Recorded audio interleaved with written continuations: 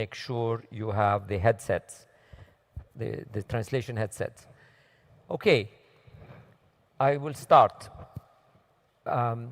Ladies and gentlemen, welcome to the Frontline.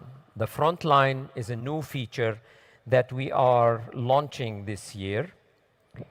And the objective of the Frontline is cross-fertilization of dialogue. So we are not organizing the presentations in a format that is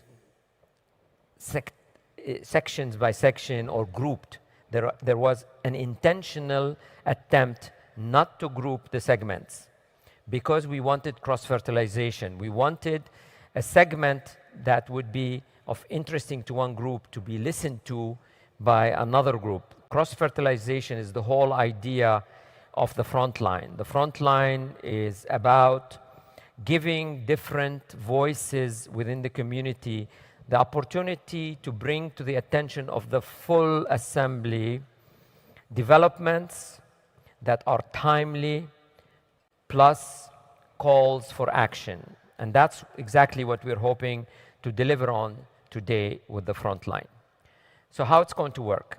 It's going to work, each organization that has been selected for the Frontline, and by the way, this selection process was rigorous. So we had to select the right voices based on the significance of the message that they have to deliver to the community. So each organization is going to have 25 minutes total. It is strictly controlled, which means if they reach to the end of the 25 minutes, they will be shut. So I've asked everybody if they want to engage with the audience with question and answer, not to speak more than 18 minutes. Some segments do not have a question and answer. You will see the design of the segment does not allow for it because we're going to do something on stage. So segment after segment plus discussion is integrated plus question and answer, if applicable, is integrated. We are going to start the session. I will not introduce the speakers in any detail other than to say who they are and what organization they represent in the interest of time. You can go to LinkedIn and find out who they are. They are all illustrious people who've done interesting things. So we will start now with the first segment of the Frontline, and that will be from the UID Authority of India. And that will be delivered by Priya Patel, who's the Director of Technology of the UID Authority of India. And she's going to talk to us about some of the latest thinkings about identity and digital frontiers from the Aadhar and the Aadhar ecosystem. And I believe she will have also a call for action that we will listen to. I'd like to call Priya Patel to the stage. Please join me in welcoming Priya.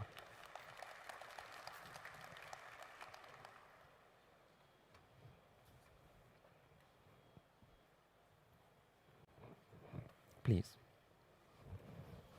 Thank you very much. Sanjeev will also be on the stage. You want to stay here or share the podium? Share the podium. Okay, no problem. Operator, you do have the presentation loaded, right? Yes, here we go. Thank you. Check. And now we start the clock. Namaste and a very good afternoon to all of you. Thanks, Dr. Joseph, for giving this opportunity. I would request my colleague, Colonel Sanjeev Yadav, to start the dialogue and then I'll carry forward. So, over to you. Yeah, thank you, Priya.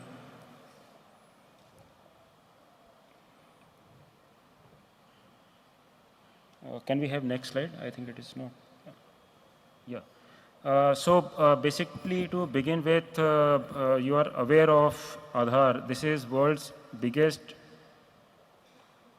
and most successful biometric digital identity program. Why I am here is that yesterday in one of the sessions, there was little misrepresentation of data by one of the speakers. So I thought to set the context right and give you the real figures which are here.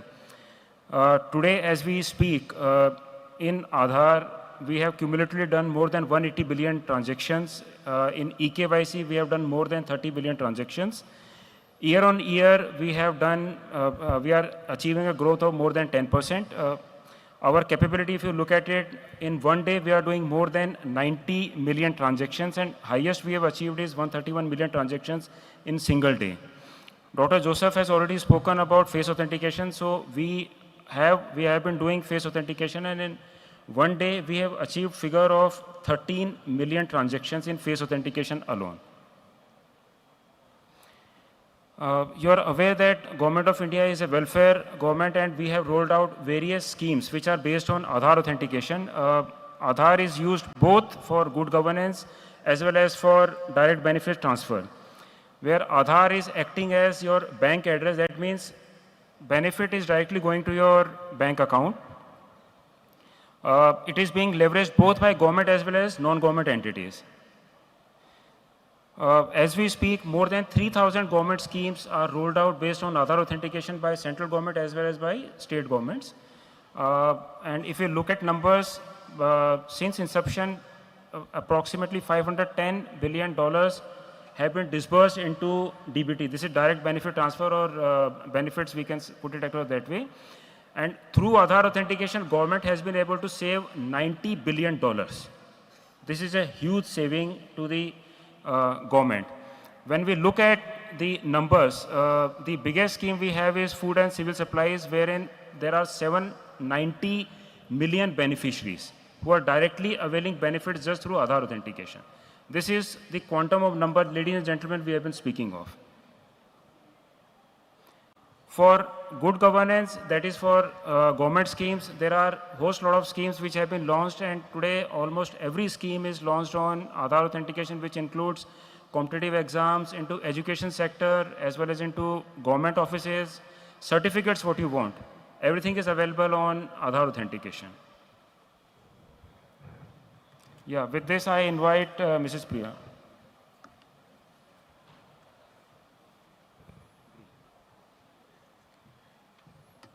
Thank you so much for reminding the forum about the massive success story of Aadhar, Colonel Sanjeev.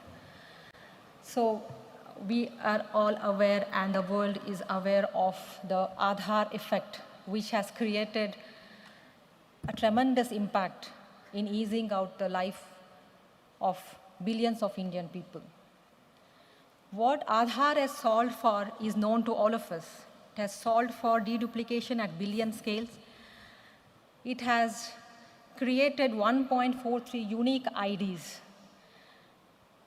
As we witnessed with the data shown earlier, Aadhar authentication are done at the scale of 100 million per day.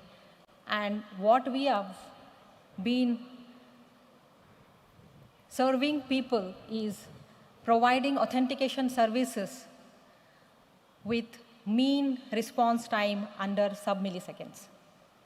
We monitor P99. That means the performance of our authentication services should serve slowest 1 percentile of the people with the same performance under sub-milliseconds.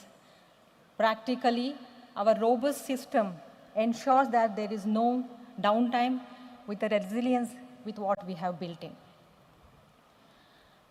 These all could help us to achieve the massive scale of authentication. So now, what next? Aadhar is headed towards what in the next digital frontiers? So our focus is now shifting to encourage offline verification by leveraging the verifiable credentials, strengthening our fraud detection and prevention mechanisms, and strengthening our research and development through many more focused areas, and definitely interoperability using verifiable credentials. In a step towards achieving these next digital frontiers, UIDI has launched new Aadhar app with more advanced and user-friendly features. Our next 5 years for Aadhar will be mostly focused on these 3 strategic pillars. One is offline verification, leveraging the verifiable credential-based identity sharing mechanism to scale next generation identity assurance technologies. We would focus on interoperability, basically to take it towards or at global scale to achieve and unlock the potential seamless and trusted cross-border identity verification use cases, to develop the ecosystem through innovation sandbox, particularly with a focus in the biometric technologies by improving our fraud detection models, fraud prevention, and citizen support services. Ladies and gentlemen, Aadhar is ready for global interoperability through Aadhar's verifiable credentials. Aadhar's VC allows selective disclosure of personal data, definitely through international standards, through SDJWT data formats, of course ensuring privacy and portability. Aadhar's VC is interoperable with the wallets as per Aadhar guidelines.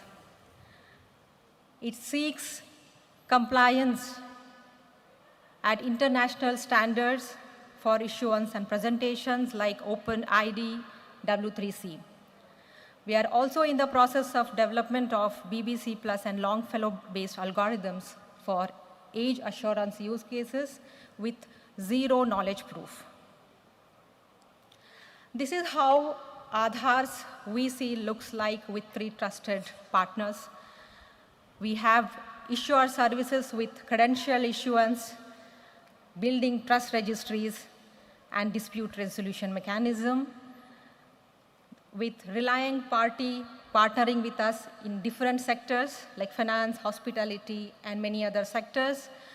We have integrated with Wallet. We are already live with our own Aadhar app and Google Wallet, and soon we'll be live with India's DigiTalker digital wallet and Samsung Wallet. So far, 110 relying parties have been onboarded, and we have seen 21 million credentials downloaded in the last 3 months.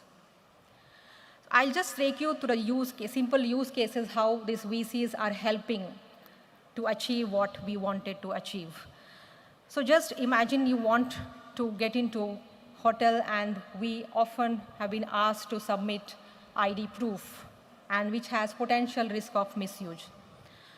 So we want this use case to be used by using verifiable credentials. When we scan the QR and I prove who am I and get the access without actually sharing Aadhar details, whatever is required, only that is shared. The second use case,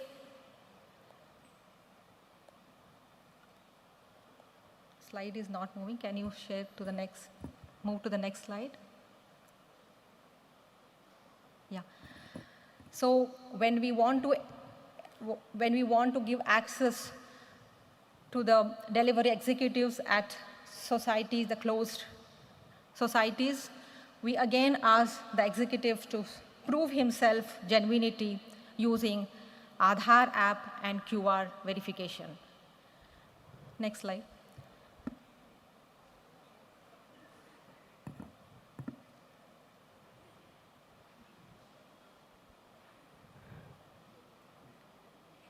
Can we, yeah. So without actually sharing your details, without even sharing your name, you can book online events, and then entry can be made with at most ease. Next. We can also have another use case where social media profile verification can happen using Aadhar-based verification in a secured manner to get a trusted identity badge. Next, please. So a common use case where a physical copy is presented, even if we have digital means to check the genuinity, you can scan the QR code and get the details to authenticate and check whether the ID proof presented is genuine or not. So when I was mentioning about one of the pillars, we want to take this interoperability at global level.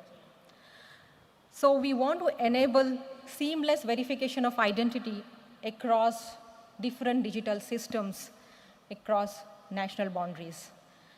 We need to build trusted framework by establishing legal and technical standards for mutual recognition.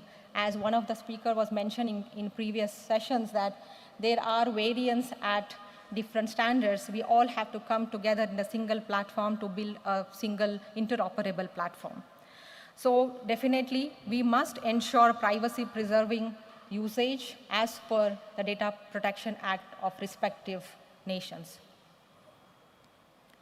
So we have just imagined how this global interoperability should work. I have just mentioned the name of Ethiopia. You can mention your country's name and imagine how it should work. So when we want the interoperability of ID to happen, we need to build a trust registry. What we want is the partner country to share with us the list of verified, authorized verifiers, and then build the trust and exchange the identity as per international standards. For example, if Ethiopia wants to obtain Aadhar's VC, it needs to obtain EUDI certificate, which is issued through a trusted registry. Similar way, India will also have the trusted registry built in for the exchange. So a request when it comes from partner countries, we check the authenticity of the application from where we are getting whether the verifier is the authorized one and the genuine one. After verifying all the mandatory requirements, we now connect or consult the trusted registry of that country, and then we exchange the credentials. This is how it is intended to work.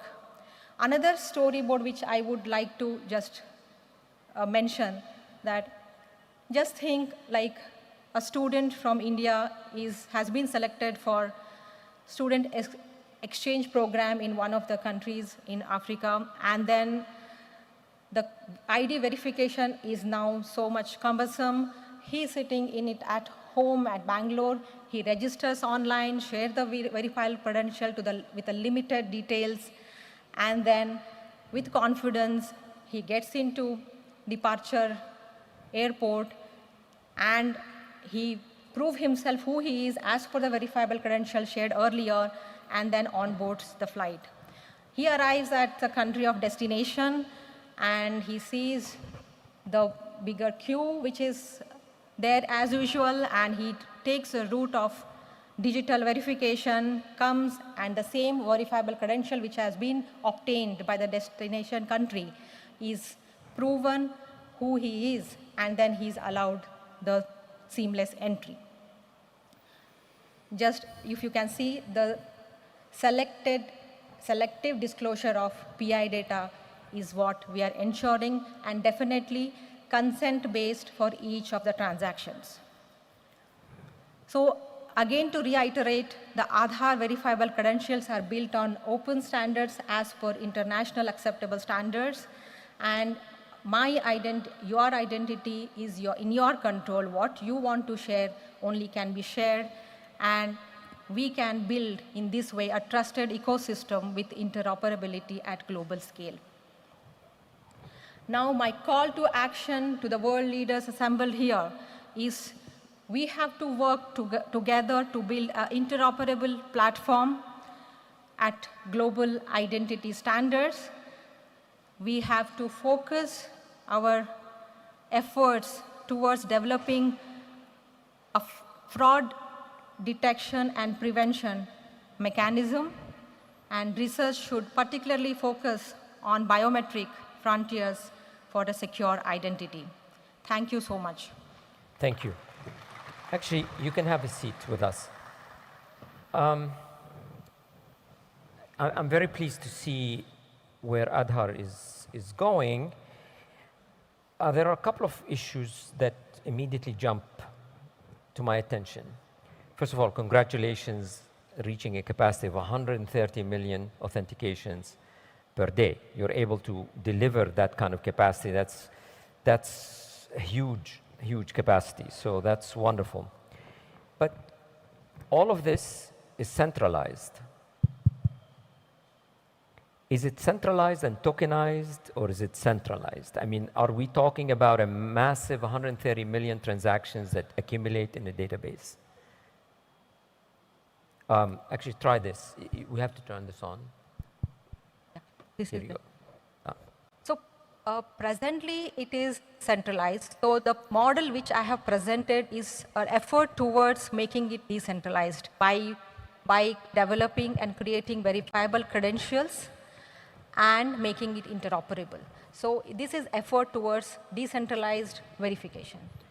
Now, did you feel you were moving to decentralization because of scalability issues? I mean, you're reaching a huge level, or is it privacy that's driving? What is the driver to the decentralization? So we have proven that we can operate at population scale. That is there. That is not a challenge. We are also preparing for 200 million authentication transactions per day. So the main focus was to make the life of people at ease. So we want to move towards offline verification using verifiable credentials and focusing on interoperability. That can happen. We want to give the identity credentials of the individual with him or her so that it can be used the way the person wants. Now, scalability, you might think, is a question of adding hardware to push. You know, you could have a cloud architecture where more hardware can be put behind it. But the cost of running 200 million transactions a day, can we avoid that cost by moving to a decentralization? Was that ever a factor in your mind? Yeah, cost is a point, but however, our focus was, I mean, whenever Aadhar was built, it is self-sufficient. I mean, Colonel Sanjeev will also concur with me that revenue was not a problem and the cost, the factor was there for the cost. However, our focus is how better I can serve the people, because if you can see the Gen Z, they just want in the tip of your finger whatever yes. They want, the quick, they don't have patience, they want every service to be delivered in milliseconds. So basically we wanted the challenge of the authentication system what we have now, though it caters, it's foolproof, but we wanted to bring in more ease to the services. I'll just supplement to what Ms. Priya has said. Firstly is that we must go back to the basics. Why Aadhar was created? Because that time we had the challenge of finding right beneficiary and finding right person. That was the primary challenge we had. And that is why we had gone in for online authentication, wherein by biometric means, we were positively able to identify a person. That still exists. We are just adding on additional layers of verification over what is existing. So what you have witnessed here is an offline verification in which perhaps maybe not be for government, non-government use cases, wherein if someone wants to identify a person, we are given a couple of examples. So their verifiable credentials are already available into your mobile. So scalability is not an issue for us. We are providing you multi-mode authentication and verification means, which is. But presumably the public would prefer to use their wallet offline because they have more control, the consent, and also you're not going to know their transactions centrally. So that has a very strong value proposition. Yes, it will have. And to give more confidence into this, we are giving log at user mobile also. Okay. So wherever he is verifying, a log is created. Okay. I want to try to very quickly, 15 seconds, go through some of these questions. Yes, no, and no more than 15 seconds. How was the wallet developed? It was in-house. In-house. So it was in-house. Now, are you at any point thinking of making Aadhar open source? Not as of now. Why not? We can think about it, but now presently it was built basically, I mean, the technology, whatever we use, we use on open source. And then the system was built, I mean, it was built for a purpose. So we can think about it, but we'll have to have beyond these discussions. Okay. Is EU-India cooperation moving towards mutual acceptance of digital identity schemes, and what remains to be solved? We would be happy to go towards that. That is a call of action what I have called for. So what I mentioned that we need to build the technology and legal frameworks with a mutual understanding. That can help us to move towards that. Okay, I think you have Europe in the room, so hopefully after this session, you will be able to have bilateral discussions. We can. Excellent. What kind of IT architecture has enabled the scale and impressive performance figures for Aadhar authentication? Yeah. So we have moved towards our on-prem private cloud, and one is that, and we have also built in the data centers are both data centers. We are having acting, and the health of the data center is being monitored. And we basically the cloud infrastructure and the advanced methods of stores and the application performance, we have tweaked that has helped us to achieve this. And the scalability is baked into your architecture, I assume. Yes, it is based on architecture. And on top of that, we must appreciate that we are collecting minimal data. So this is also one of the way in which we are able to minimize our compute requirement. Okay.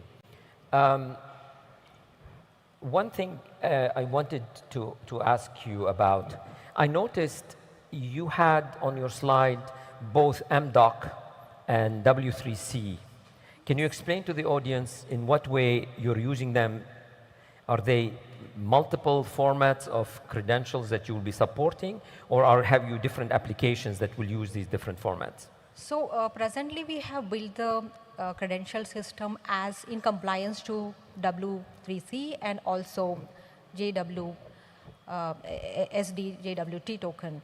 So we can, as per the requirement and the existence of the partners, we want any of the international standards or the process to be followed by the partner countries. We will be supporting whichever way it is. Okay, I'll take one last question from the audience, which is in French, which basically says, les credentials sont-ils stockés localement sur le téléphone ou dans le cloud? The credentials, are they on your phone that you carry with you, or will it be on the cloud? No, it will be local available on with you. It is, my identity is with me. How I want to use, I can use this. Okay. We ran out of time. Thank you so much for sharing with us. Thank you.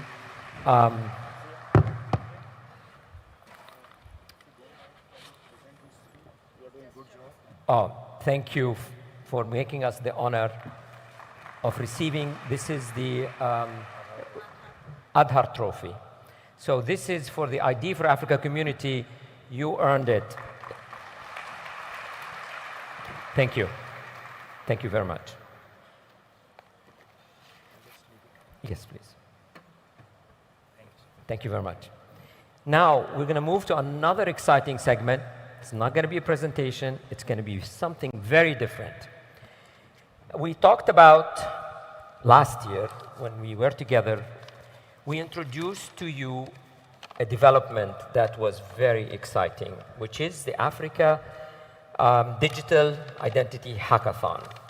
And that was a moment when we saw the future of Africa manifest itself in the innovation and the exciting ideas that young people, not like us who've been around, but young people who are looking at digital identity with a fresh new perspective. So what I'd like to do, we're going to start the next segment, something called From Talent to Pipeline, an update year 2 on the Africa Digital Identity Hackathon. I will ask 3 individuals first to the stage, and then I will ask 35 individuals to the stage. You will see how we're going to do it.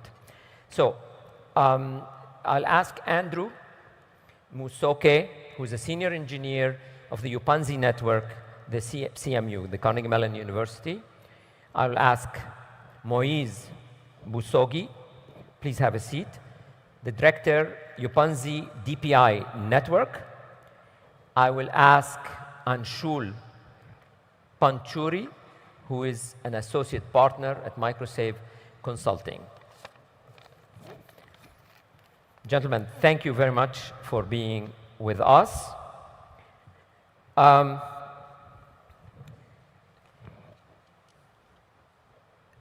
The Digital Identity Hackathon is not new to this community. Maybe people who were not there last year have been with us.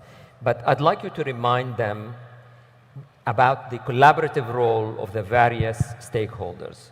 How is this institutionally? For example, we can start with what is the Upanzi network?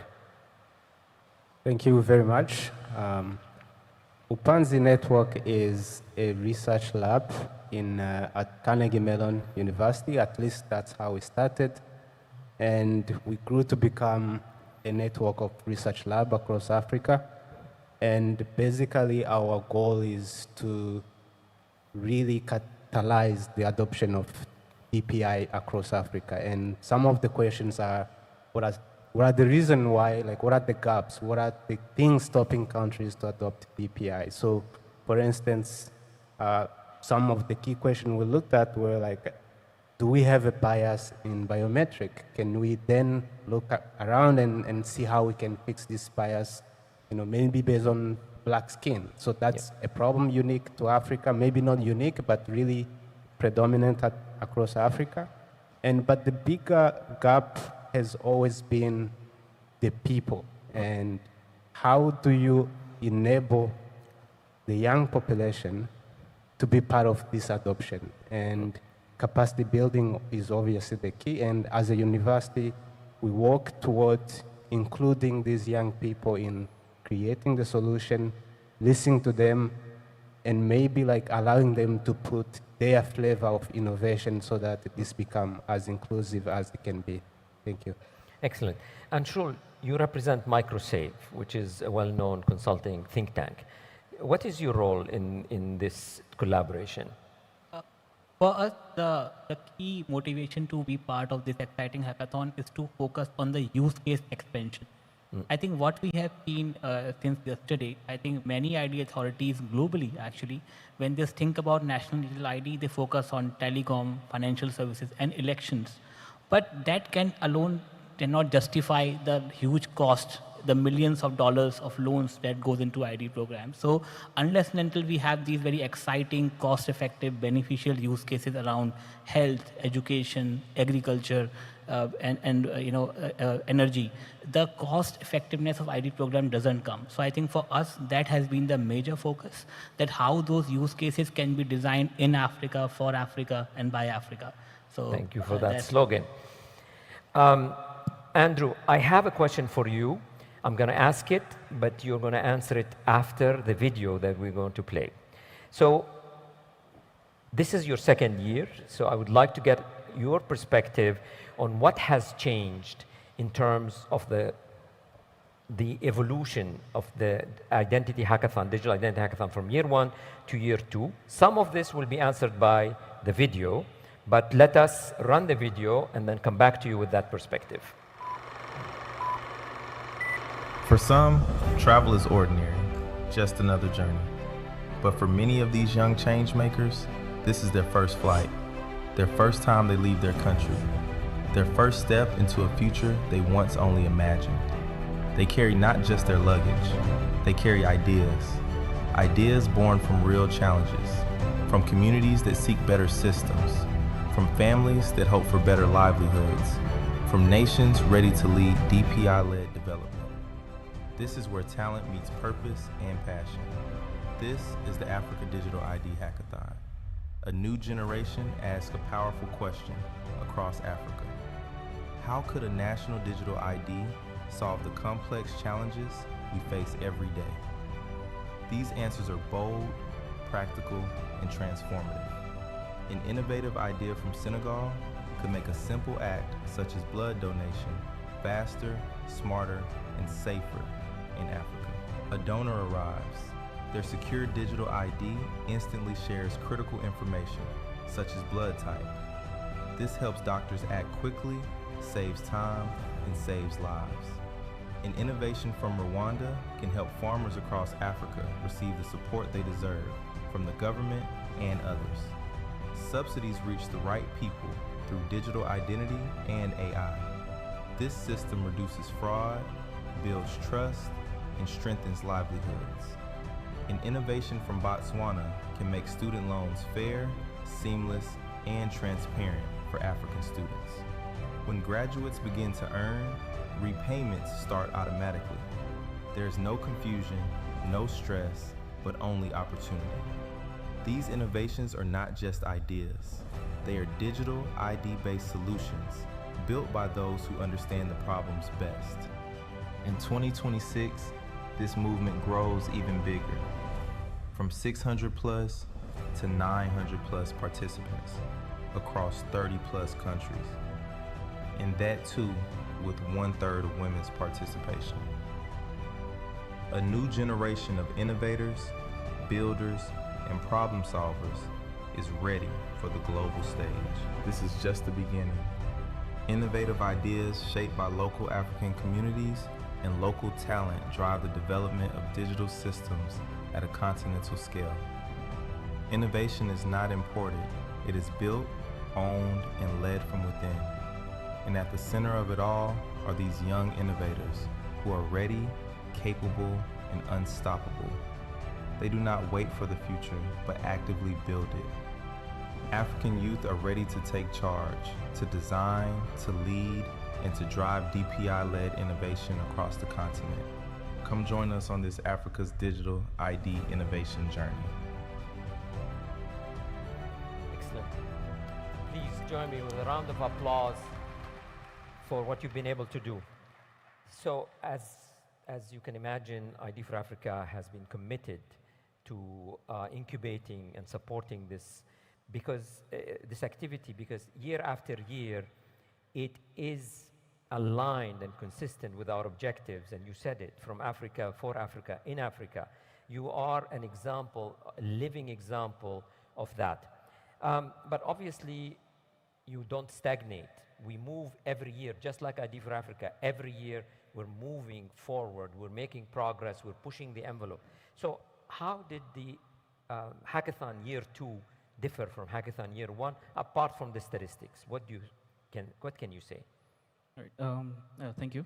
So, I mean, definitely it's hard to ignore the statistics. We put a lot of work in increasing the numbers and the reach that this initiative has. And my colleague will speak more to how we did that. I'll start by saying that definitely Africa is not a country. And what we really did well last year was to have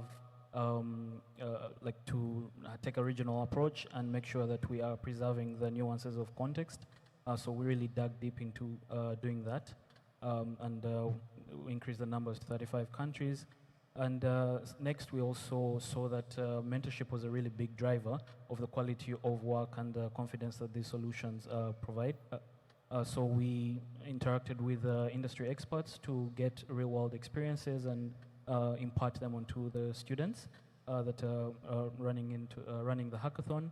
And then finally, technical partnerships. So we focused on building with standards so that the students that are coming out of this hackathon are useful to not only a country that's using one technology, but generally digital identity.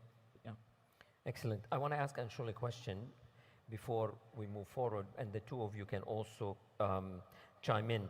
But we should do it quickly because I want to get to the exciting part of this session. Anshul, at this AGM this year, the theme of sustainability has been way up there at the highest thing. We apply it in every context and every session. And so we apply it at the hackathon. How do we ensure ideas are not just limited in the runway and they reach the end point, but they are sustainable and they go forward? So what's the vision of the Digital ID Hackathon for sustainability and for what comes next? Thanks, Dr. Atik. So I start this by saying that when we provided the access of the sandbox to these young innovators, people would have thought it would have taken them 6 months to develop a use case prototype. Actually, they developed it in 4 to 5 weeks. And that shows the immense capacity that the African young innovators present, not only for Africa, but for the global stage. The second thing is keeping that momentum, in acceleration mode. We now plan to launch a dedicated incubation and acceleration program.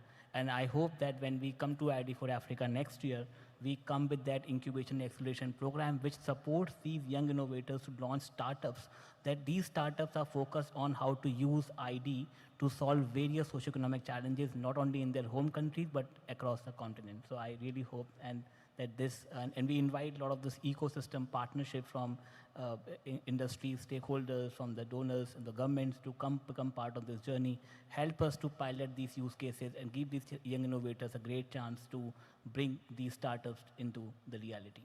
So basically, you are evolving into the next logical point, which is it is not enough to be in academia.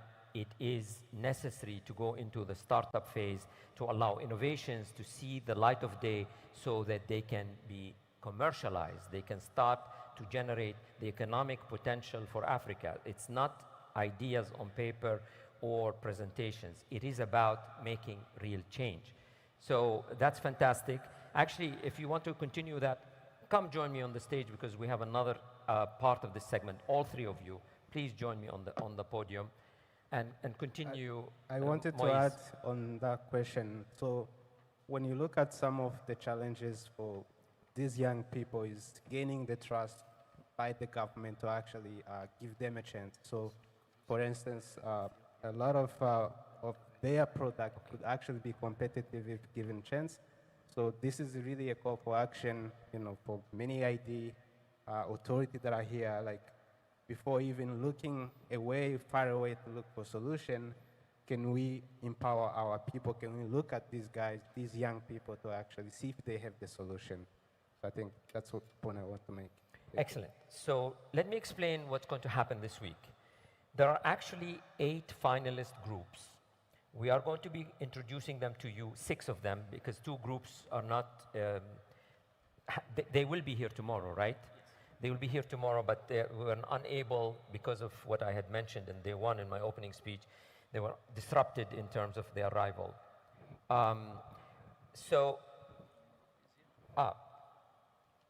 Miracle, Morocco is here. So thank goodness that only 1 group has been disrupted. Okay, so I want to mention to you there are 8 finalists, and those finalists will present their case tomorrow in front of a panel of judges. 1 judge will be Priya, who was on stage from the UID. The other judge would be Rosemary Kisimbo from Uganda. And then somebody representing the national ID program in Ethiopia. Yeah, Ayub. Ayub. The technical director. Yes. Ayub, raise your hand so I can see you. And then we believe it will be also Ambassador of ID for Africa, Kodia, who is from Onesi, who will be one of the judges. Hopefully their schedules will work. But anyway, this is like the Oscars, right? We're going to only show you who are the finalists, and then tomorrow, if you want to see, go to the hackathon and see the presentations that are of interest and see who's going to win. There will be 3 winners, 1 winner and 2 runners-up. So as I name the country, I'll call on the country delegation to come to the stage, and then our colleagues here, you can explain for what idea they have been selected as a finalist. So the first country that's present in this room, Tanzania, please come to the stage. Give them a round of applause. What is Tanzania? So Tanzania is going to be developing a voice authentication system that is trying to solve the challenge of access to public services through the use of feature phones. So essentially, no smartphones or internet required. Perfect. Morocco. Morocco shall be solving the problem of issuance payment through creation of clearance certificates for release of public funds. Cameroon.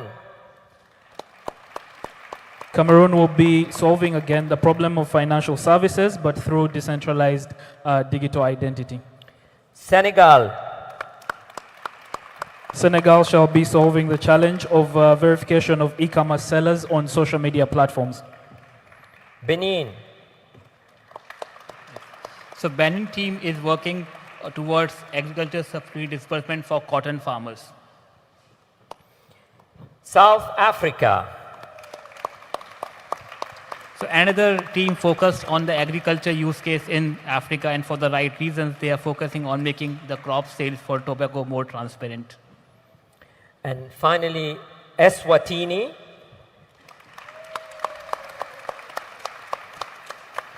So, and they are also working towards a very exciting use case of accessing the healthcare services for refugees and for the cross-border payments, cross-border patients, one of the very interesting use cases that we see today.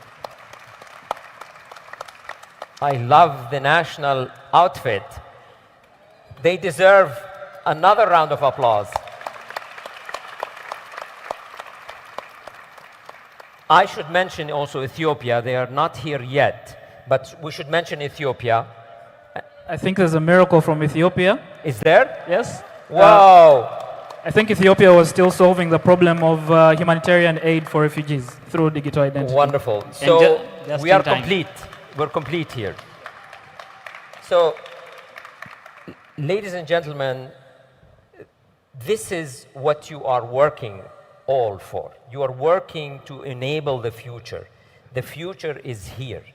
And this is what makes this forum, this family, this community so exciting, is that we're not just listening to industry or government or senior people. We're listening to the people that are going to innovate the future.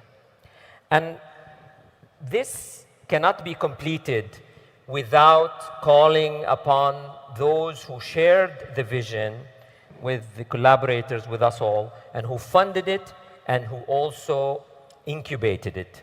So I'd like to call on my good old friend, Kanwal, from the Gates Foundation.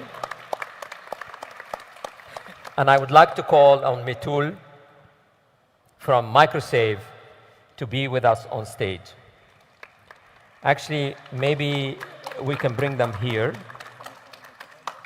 Oh, what's that? Thank you. Thank you. Kanwal, thank you, and Mitul. Thank you very much. This is an exciting moment. I want to wish all the teams the best of luck. Of course, may the best team win. May the best idea win. The judges will have a difficult task in front of them because many of the ideas that I have seen are very, very compelling. And if I were asked what was the difference between the first year and the second year, is the reality of the ideas. The first year, the ideas were tantalizing, but you could not see that the connection was there. It was budding. It was something that was still needing more elaboration. Now we're seeing some maturity. I call on the identity authorities. I call on the industry. I call on all other segments of this community to engage with these brilliant young people and to give them the opportunity so that the output of what they're doing can connect to the ecosystem where you are contributing to. So let's make this an open ecosystem where all the actors have a role to play, including these wonderful people. Please join me with a very loud round of applause for everybody. Of course, I know Kanwal for a long time now, and I know that an idea like this could not take off without the fact that you had the vision and you shared it and you were generous in supporting it. ID for Africa incubated with all these partners this idea But without Kanwal, without the colleagues from Microsave, without the colleagues from the Upanzi network, this would have been just a theoretical exercise without the support. Everybody has a role to play. Kanwal, would you like to say something? Please. Just a, Yes. Thank you, Joseph. No, I just wanted to say two things. When Joseph said that the ID authorities should engage with this group, when we first started, I think it was in the badge of the 2024 conference when you put for Africa, by Africa, in Africa. Yes. And I think nothing embodied that idea better than the students. Yes. And I'm very proud standing here with this group today, but I must give credit where credit is due. It was basically a late night meeting in Bangalore between my colleague Asan from CMU, at that time CMU Africa, and Microsave Consulting, where this idea was born and took shape. And I was blown away by the creativity, the innovation, the talent, the passion, and the perseverance we saw in the students in wanting to learn and wanting to shape the future of Africa. And no less credit is due to Joseph. Joseph is a stalwart of the identity industry. I mean, when I tell people I'm going to ID for Africa, I tell them I'm going to go meet family. And this is the ID family. Joseph, you have put this together, and this would not have been possible, even the role that you played cannot be understated. Thank you. And ID for Africa. Thank you very much. Thank you. Thank you all for this. We're going to continue moving on, but I want to wish all of the groups and all the students best of luck tomorrow. Do your best. Give it all you have. So thank you. Thank you very much. We'll continue. Thank you. Also, the hackathon is scheduled from 2:30 to 6:30 p.m. tomorrow in the Saleh 2 room, just above the exhibition hall. So see you all of there. No, that's too much. For a photo op for the hackathon, do you want the partners to be part of it or just the students? Maybe just to collapse the line? Yes, collapse the line so there will be a photo op for the family.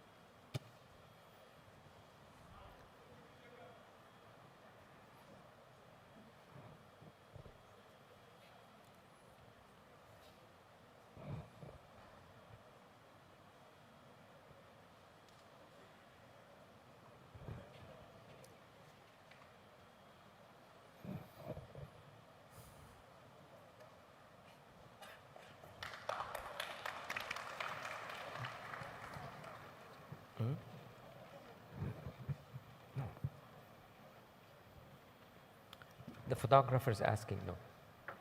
It's okay.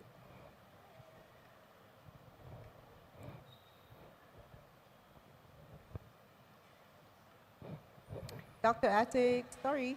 Yes? All right, the lighting did not capture everyone at the front. Is the photography okay?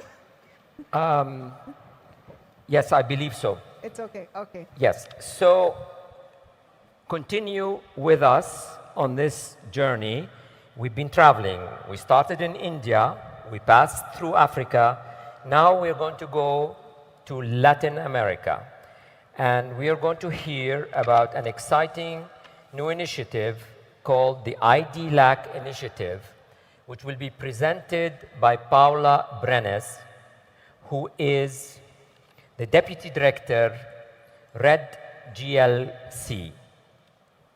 I'm not sure I said the name of the organization correctly, but let me ask Paula to the stage, and Paula could correct this pronunciation. Paula?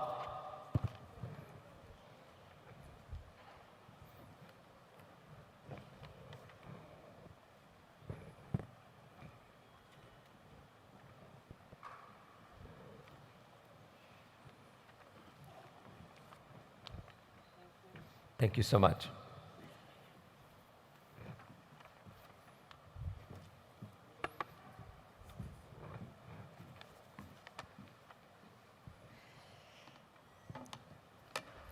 Hi. Hola. In Spanish. The name is Red GEALC. It's GEALC network. But for the start, good afternoon. It is a real honor to be here in ID for Africa, sharing an initiative born in Latin America and the Caribbean. One of the speaks directly to a global challenge, how to build digital trust to scale while respecting each country's autonomy.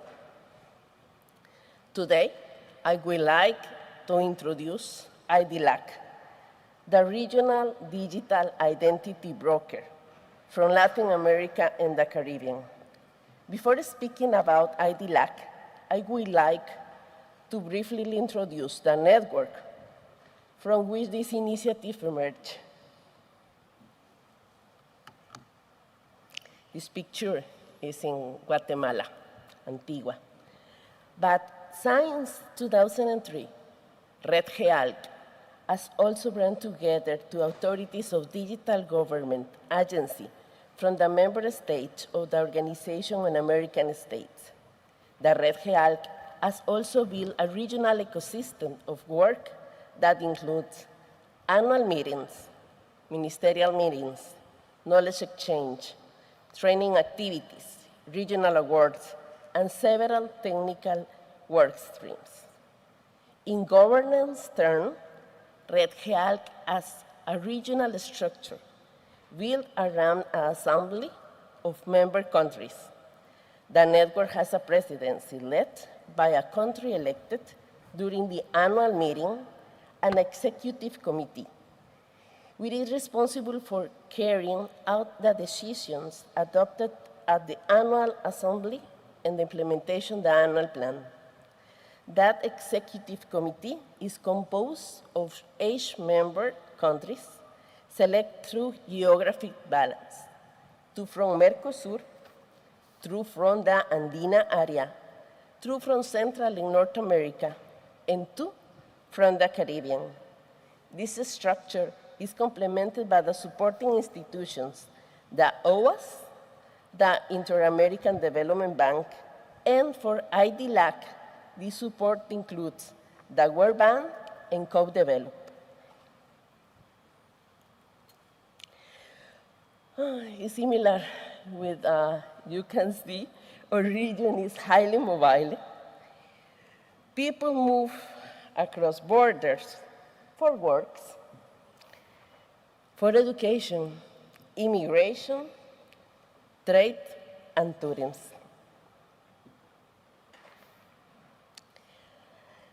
Yet most digital public services are still designed for national citizens and residents. At the same time, our digital identity ecosystems are fragmented.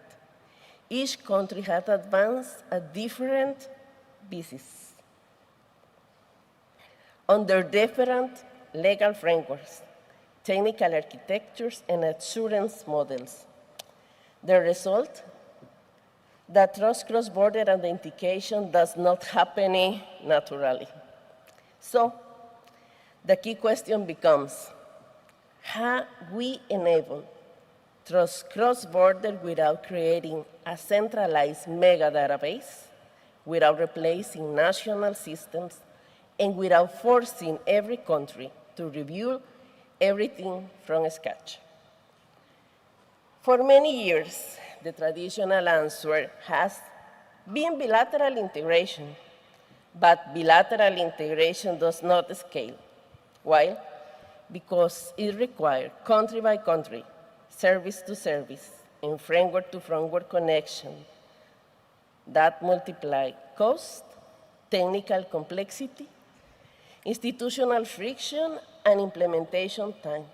It is also limits how many services can realistically become cross-border.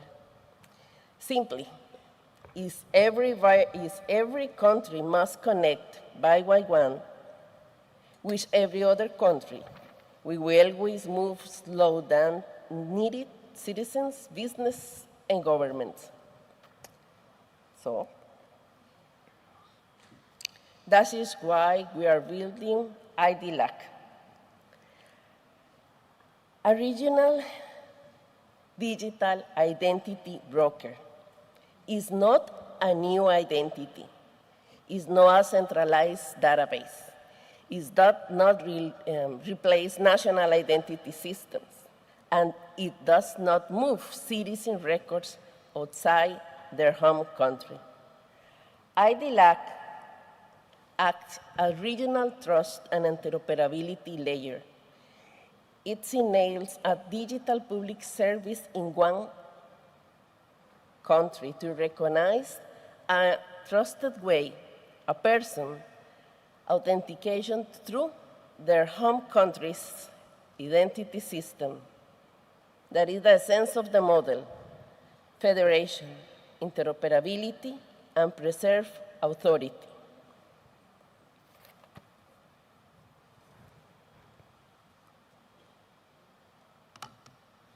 The architecture follows a hub and a spoke model.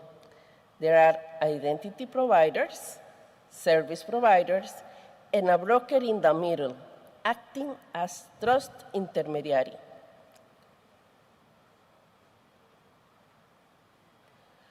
This enables several key capabilities: federate identity, cross-border single sign-on, authentication traceability, cloud or on-premise deployment, and also open source digital public good approach.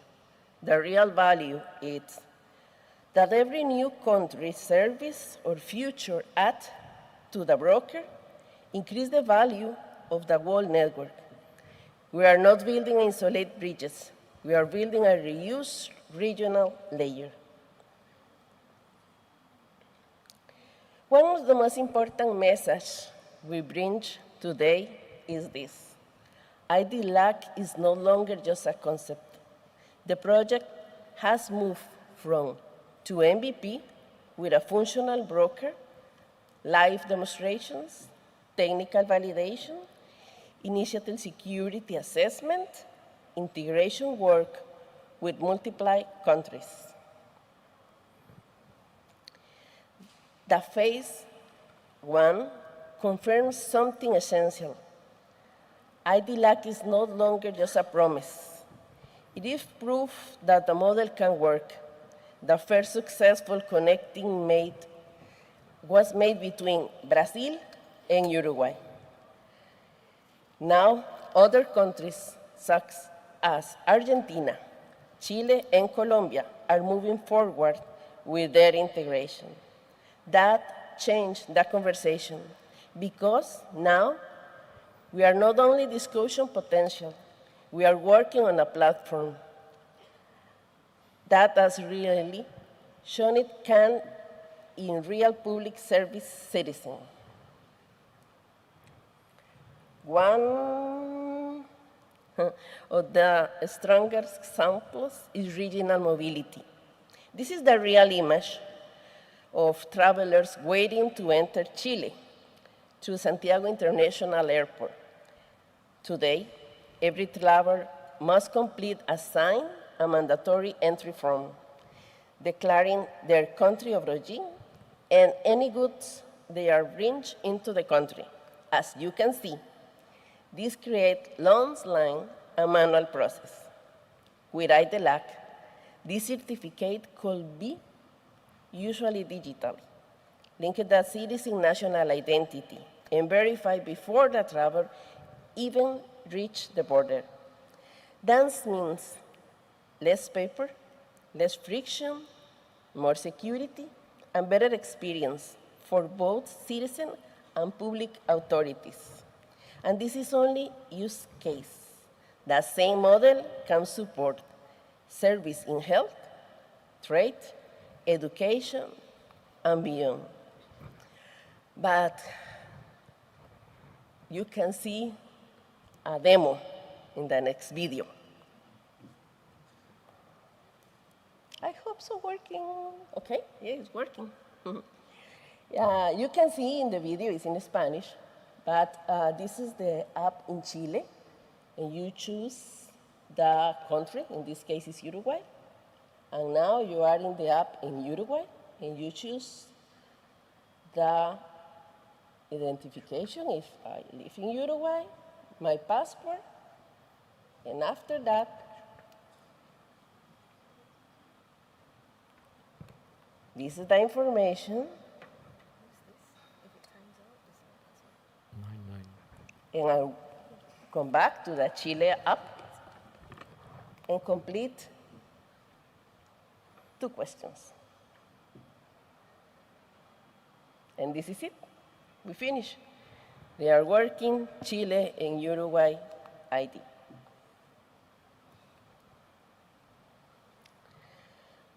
But of course, digital identity cannot be discussed seriously without discussion, trust, and security.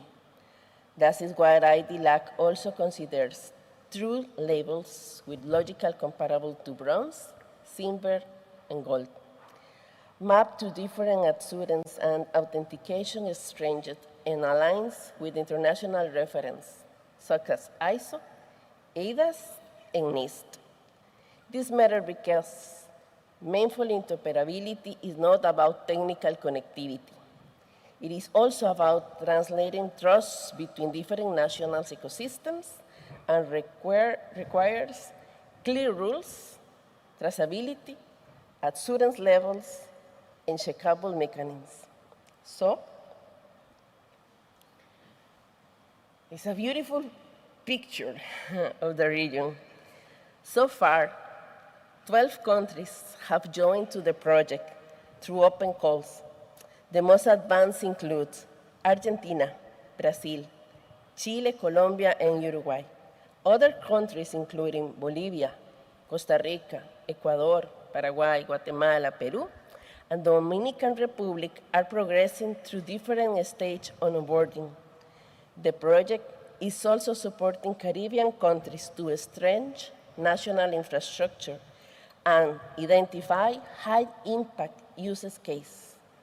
And this is especially important because IdLAC is not designed as an exclusive club for countries. They are already ready. It is designed as a maturity-based pathway. Countries with more advanced capabilities can integrate sooner, while others receive support to strengthen their infrastructure, regulation, and governance. But now, for 2026, our focus is centered on 3 major work streams. First, we will continue involvement the broker core, including interoperability, improvement, programming adjustment, and strengthening to overhaul infrastructure of the system. Second, we will support countries in adopting the platform according to their own level of digital maturity. Not every country, of course, is in the same stage, so the implementation approved must remain flexible and adapted to national reality. And finally, we are working on the governance and operation model to ensure the long-term sustainability of the system. At this stage, IdLAC is still working and as an MVP with multiple participating countries. So, building trust, coordination mechanisms, and sustainable operations is a key priority for the next steps. Let me close with one simple idea. In our region, people are really cross borders. Businesses already cross borders. Public needs data flows and administrative progress already cross borders too. What still does not move with enough fluency is the digital trust. That is what IdLAC is trying to build. The trust infrastructure can enable cross-border digital public services while preserving authority, trusting on open standards, and keeping citizens in the center. We are not proposing centralization. We are proposing connection. We are not proposing to transform countries. We are proposing to make them interoperable. And we are not imagining a distant future. We are building a practical regional capability. So, thank you very much. And this is a finally video. You can see some of the people working with us in the region. This is our football team.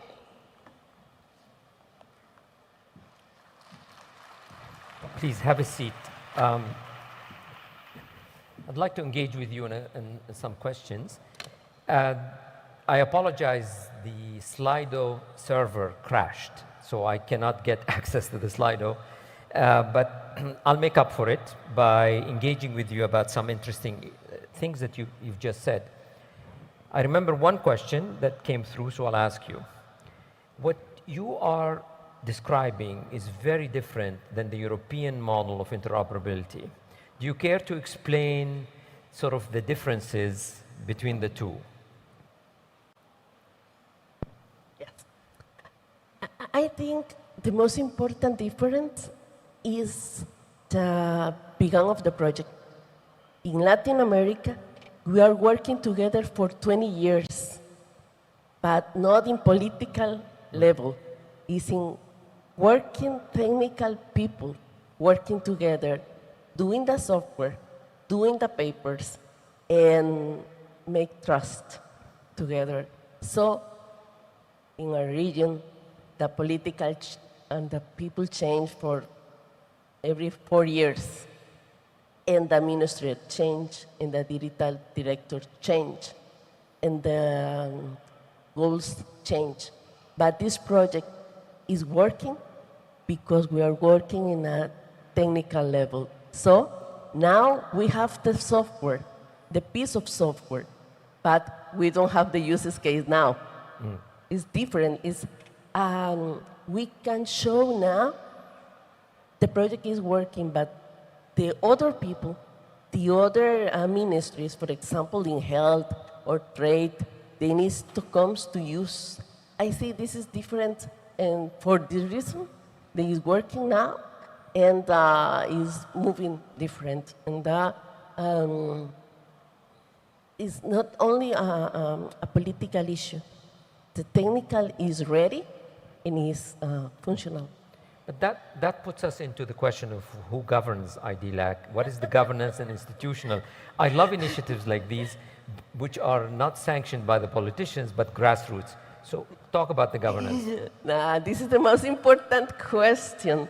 Is it in sensitive? This moment, no, Okay. no, not yet, I hope so. It Okay. is, sorry to my boss. And in this moment, the governance is in the red realm, but we are working together in this next phase to understand who is the best options for implementing the governance of the project, because it's about trust. Maybe it is OWASP, we don't know, but this is the work for this year.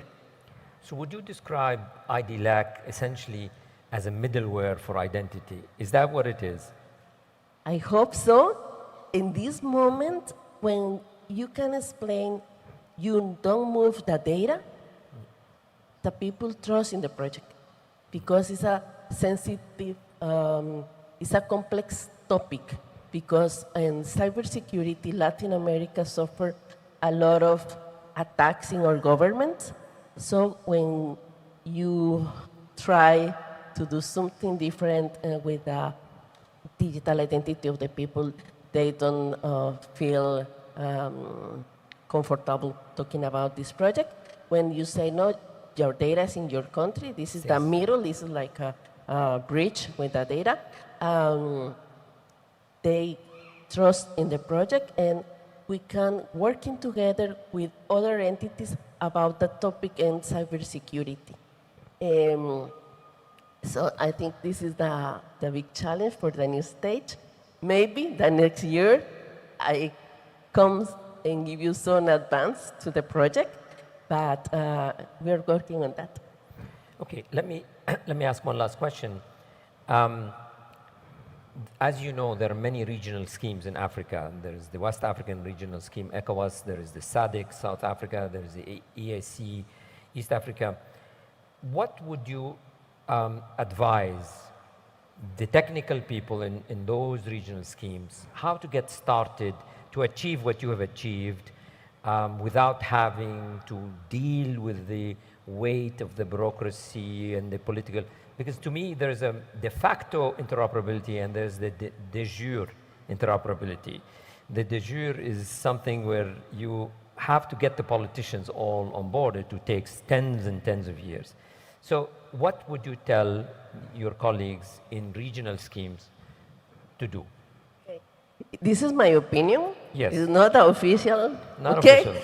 In my opinion, the people need a space, safety space, to work together in not only the virtual meetings. We have presential meetings and work together and take a coffee or a beer or tequila, whatever you want. Tequila. And when you meet two other guys, you trust it and you're working together. It's not like my role in the government is this, and without ego. You know what is the ego? And it's not ego in the same country.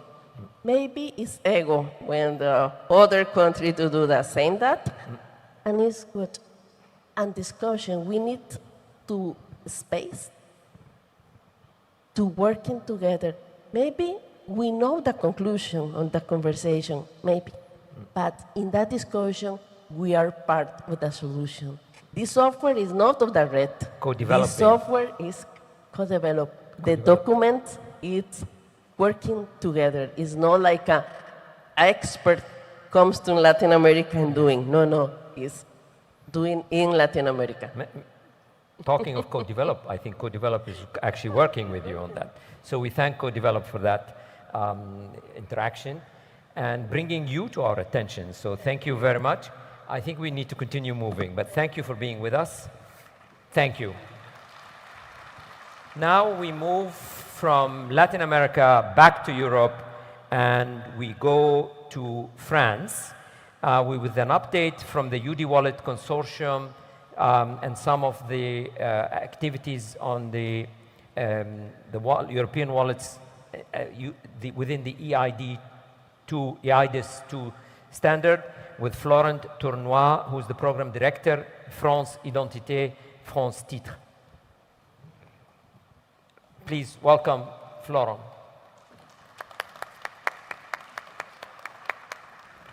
Merci beaucoup. Operator, could you put the presentation? Bonjour. Je vais faire la présentation en français, si vous voulez prendre vos appareils de traduction. Tout d'abord, un grand merci à Joseph pour son invitation et un grand merci à l'équipe et à Joseph également pour l'organisation de ID for Africa, où je trouve les débats sont de très bonne tenue et l'ensemble est absolument passionnant. Je vais vous partager maintenant quelques nouvelles de l'Europe autour du EUDI Wallet, le portefeuille numérique européen, et surtout les expérimentations qui s'y déroulent et un certain nombre de choix qui ont pu être faits en France autour de ce portefeuille numérique européen. Pour commencer, je vais reprendre l'historique et quelques éléments de la réglementation EIDAS qui ont défini les identités numériques en Europe. L'histoire commence sans doute avant 2014, mais en tout cas, un point a été marqué en 2014 avec la première réglementation EIDAS qui a posé les bases de l'identité numérique en Europe. Les bases, puisque finalement, en Europe, nous avons un certain nombre de pays, 27 pays, et c'est la première fois qu'une réglementation, finalement, proposait une sorte de langage commun pour les identités numériques et une reconnaissance entre les identités numériques entre les différents pays. Et c'était, je pense, un très grand pas. Également, pour la structuration de l'écosystème, on a défini la signature électronique, les certificats, l'eurodatage et posé une valeur juridique autour de tout ça. Et enfin, dans le langage commun, on a pu définir l'harmonisation de ce que l'on a appelé le niveau de confiance élevé, le niveau de confiance substantiel ou le niveau de confiance faible, pour définir le langage commun de ce qui est nécessaire pour pouvoir parler et dialoguer avec une identité numérique. Autour de tout ça, après 10 ans d'expérience avec cette réglementation EUDAS V1 et cette identité numérique, on a pu structurer l'écosystème. On a pu avoir une reconnaissance juridique d'un certain nombre de points essentiels à l'identité numérique. Et enfin, on a posé les bases, je pense, de la souveraineté européenne numérique avec un certain nombre de principes, de protocoles, de standards que l'on a pu poser.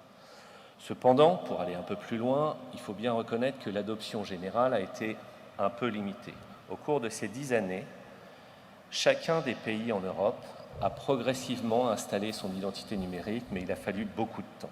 L'adoption par les citoyens a été modeste, en tout cas en France, elle est loin d'être complète, et finalement on se rend compte a posteriori qu'on a eu un mouvement qui était très centré autour de l'administration. Accéder aux services numériques de l'administration, rendre possible ces services numériques de l'administration, et cette identité digitale EUDAS V1 finalement a permis ça. Mais on a mis de côté, d'une certaine manière, les acteurs privés, les services privés, les usages numériques les plus récents.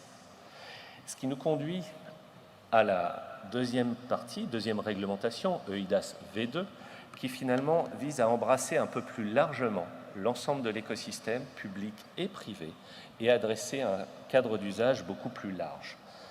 EUDAS V2 définit le portefeuille numérique. Et cette fois, le portefeuille numérique est d'une part centré sur l'identité, mais également va porter des attestations qui finalement viennent s'adjoindre à l'identité pour créer des cas d'usage beaucoup plus larges. Et l'ensemble a défini une infrastructure générale plus complète qui comprend les usages publics, les usages privés, et finalement rend à l'utilisateur la possession de ces données et l'utilisation qu'il souhaite en faire. Pour le présenter de manière plus publique, sans employer les termes de la réglementation, sur l'application en France, je dis simplement que le portefeuille numérique européen, c'est une application centrée sur une identité pivot, qui possède un lien avec la personne physique qui se traduit par un code PIN, qui se traduit par différentes possibilités, à laquelle on vient adjoindre des cartes numériques, qui sont en fait les attestations suivant la réglementation, et finalement on a une application qui comporte une identité, ainsi qu'un permis de conduire, une carte grise, et différents attributs qui viennent s'adjoindre à ce portefeuille numérique. Parmi les éléments particulièrement intéressants de cette réglementation, c'est que cette fois, on a des catégories d'usage qui se distinguent assez nettement. On a les catégories d'usage en ligne, où finalement, là, on est dans l'identité numérique classique, et on adjoint, et ça, je trouve que c'est la plus grande révolution, les usages en proximité, les usages offline, et finalement, je trouve ça particulièrement moderne, puisque le téléphone vient prendre la place de la carte d'identité, vient remplacer les papiers qu'on a dans la main. Et je trouve que c'est la partie la plus moderne de finalement cette réglementation EUDAS V2. En quelques mots, les points clés que je retiens de toute mon expérience sur les portefeuilles numériques européens. Tout d'abord, le point qui est souvent passé sous silence, c'est que l'utilisateur déplace ses propres données.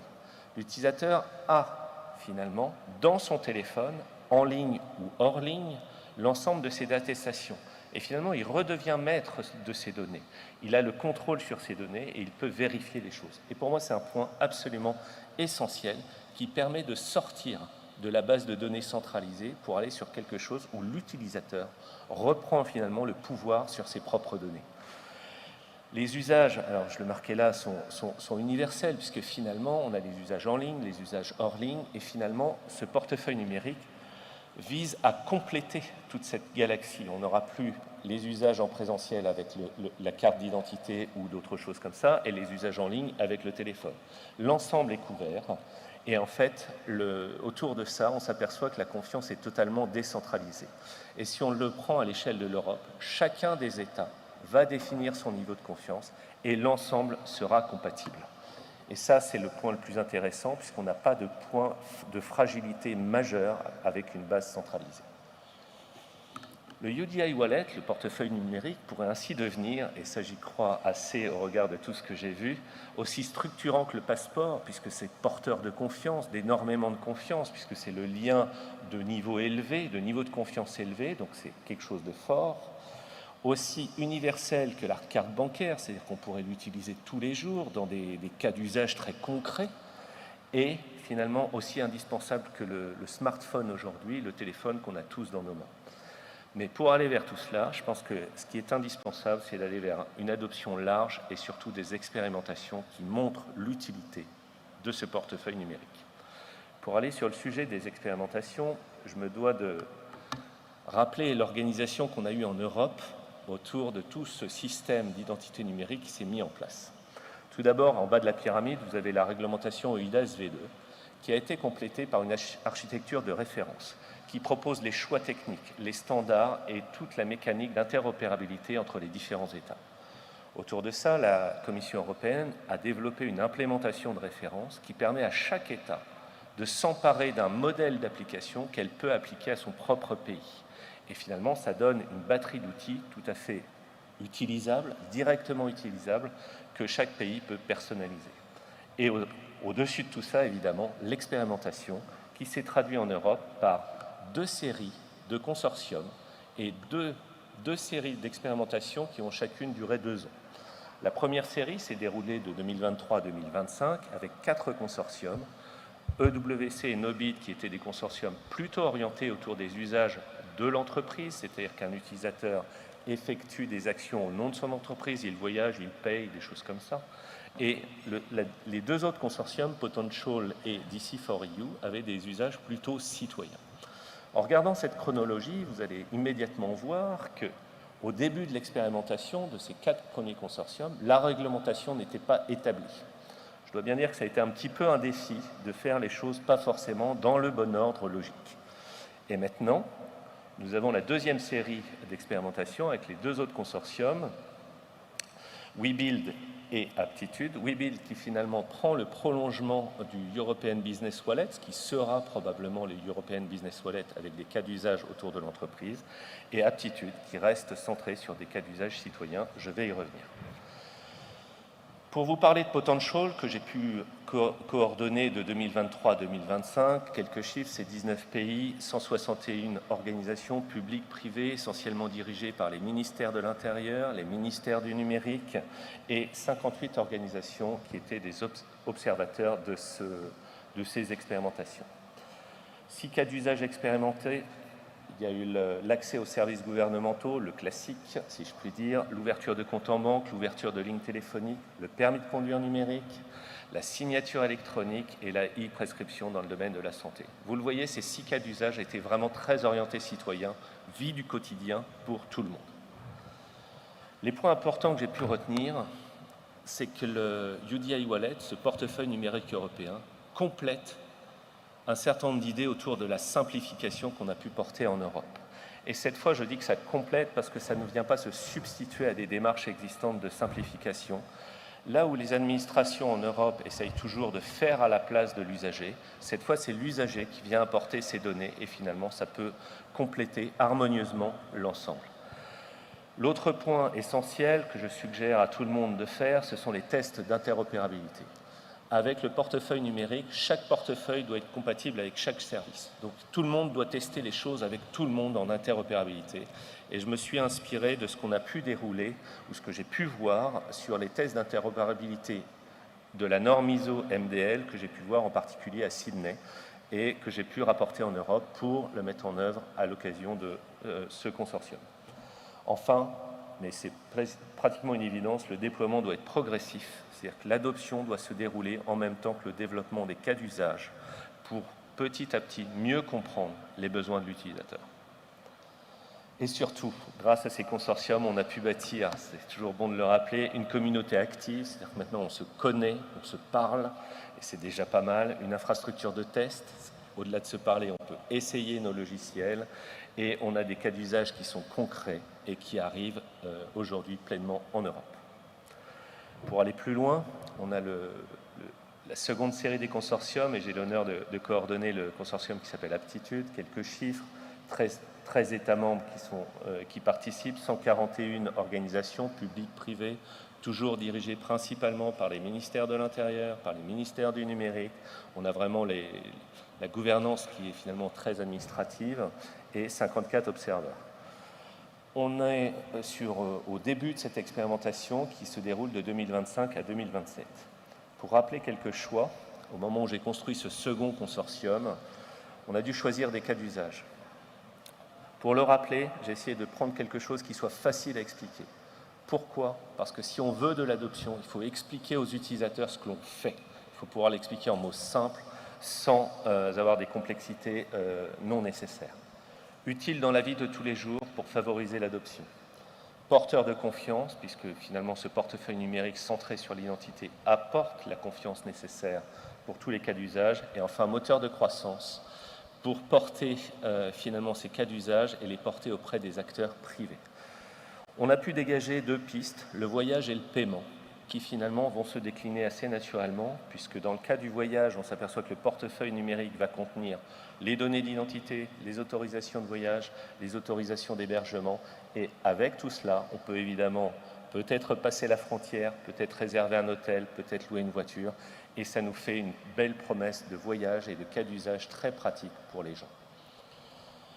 Pour le deuxième sujet, le paiement, on s'aperçoit que dans le paiement qui existe partout dans le monde, évidemment, un des points essentiels est le lien avec la personne. Quand on paye avec son téléphone, il faut que le téléphone vérifie que c'est la bonne personne derrière le téléphone. Et en cela, le portefeuille numérique européen apporte quelque chose et apporte ce lien. Et finalement, l'installer dans des cas d'usage paiement est pour moi essentiel. Et en tout cas, c'était une demande de l'ensemble des banques allemandes et françaises et pour lesquelles on travaille avec eux très naturellement.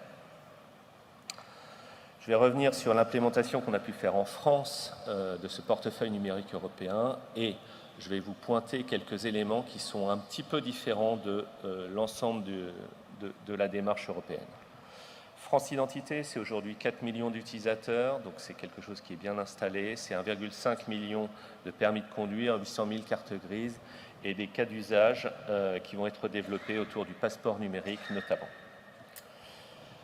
En France, on a fait le choix, et on en a payé le prix dans le sens où ça a été un échec d'un certain nombre de projets, de ne pas prendre en compte la reconnaissance faciale, qui est un point clé. Donc on s'appuie sur la puce de la carte d'identité avec un code PIN pour obtenir le niveau de confiance élevé.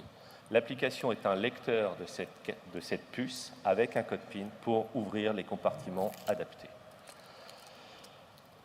En écart avec la réglementation, on a fait le choix également d'avoir des niveaux de confiance qui peuvent être réglés suivant le besoin du service.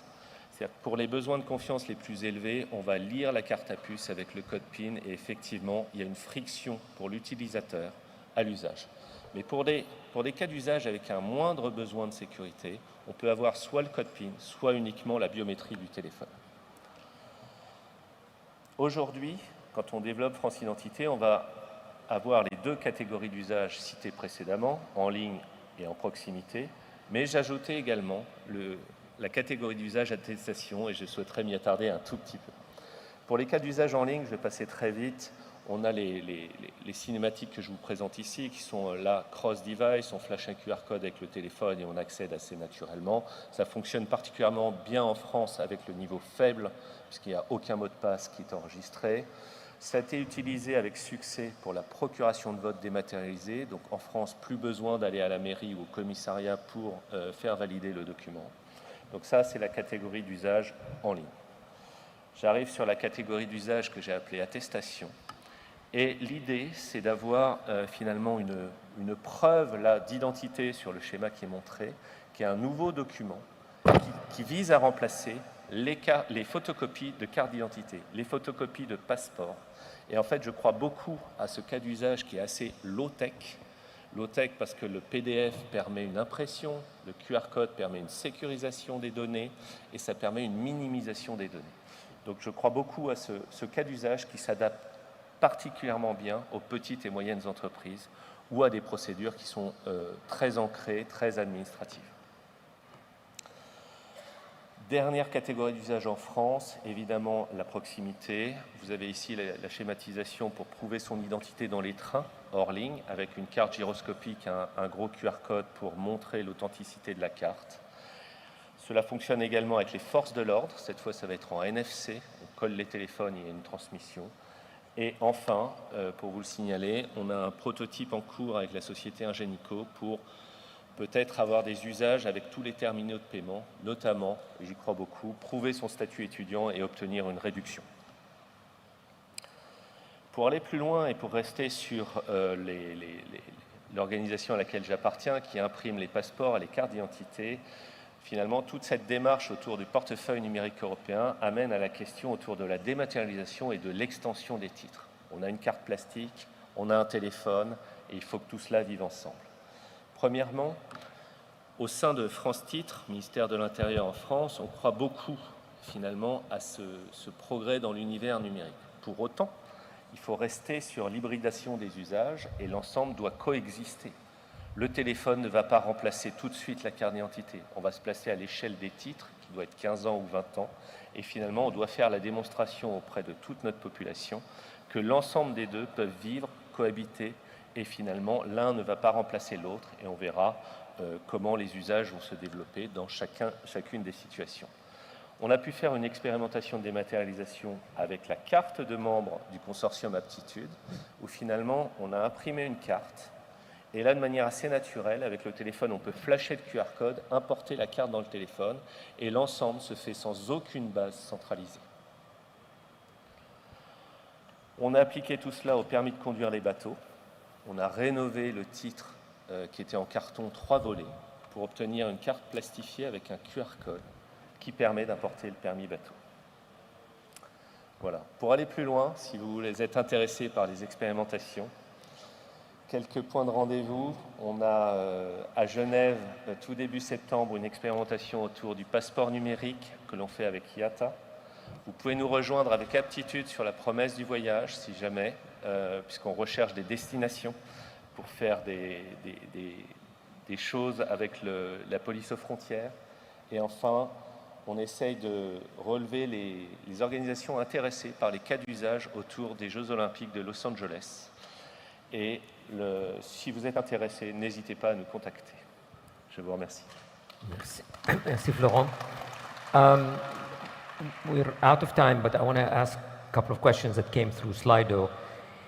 The first question is very quickly, peut-on envisager une interopérabilité avec d'autres systèmes non européens? Oui, absolument. Nous suivons tous les les standards recommandés par l'Europe d'une part, c'est-à-dire qu'on suit les standards OpenID for VP, OpenID for VCI.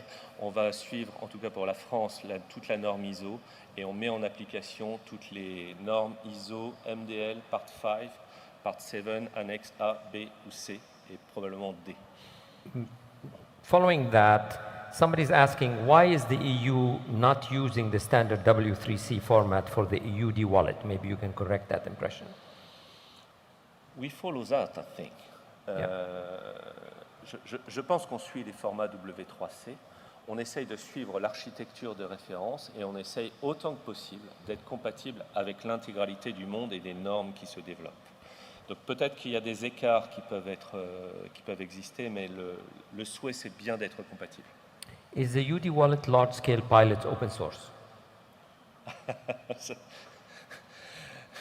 Je ne peux pas répondre à cette question simplement puisque dans le large-scale pilot, il n'y a pas de code, c'est une expérimentation. Donc chaque État vient avec sa propre implémentation, open source ou pas open source.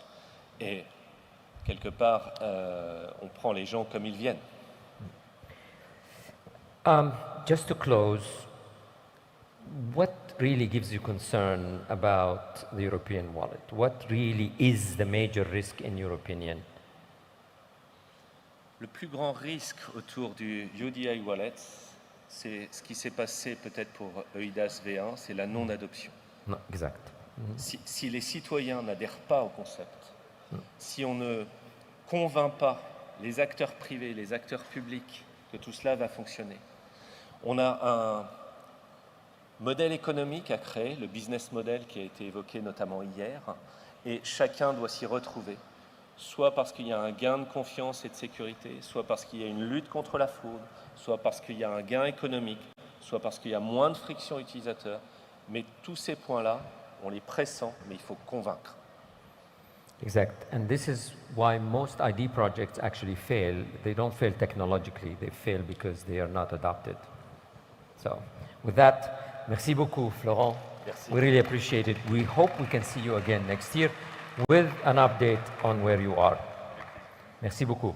I want to say that the topic is not going to close tonight. Tomorrow, you have, in the context of interoperability across borders for the financial sector, you will have a lot of interesting sessions within the Digital Identity in Finance session, including an update from the CD Hub consortium, which talks about many of the issues that were discussed by the IdLAC and others.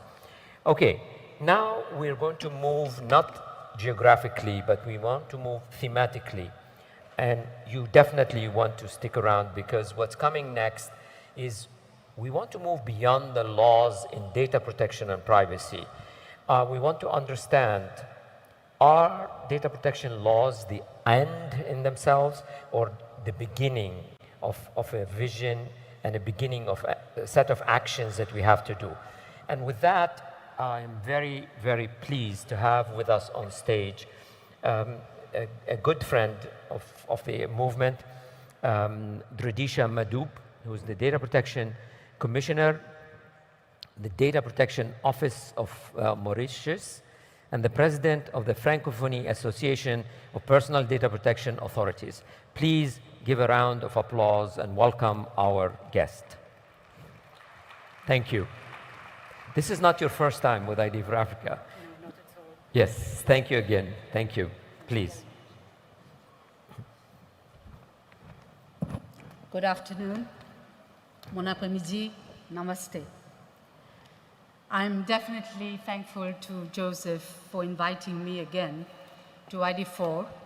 And I believe now that we've spoken 2 days about digital identity, if you allow me just 5 seconds, let's just switch off from digital identity for 5 seconds.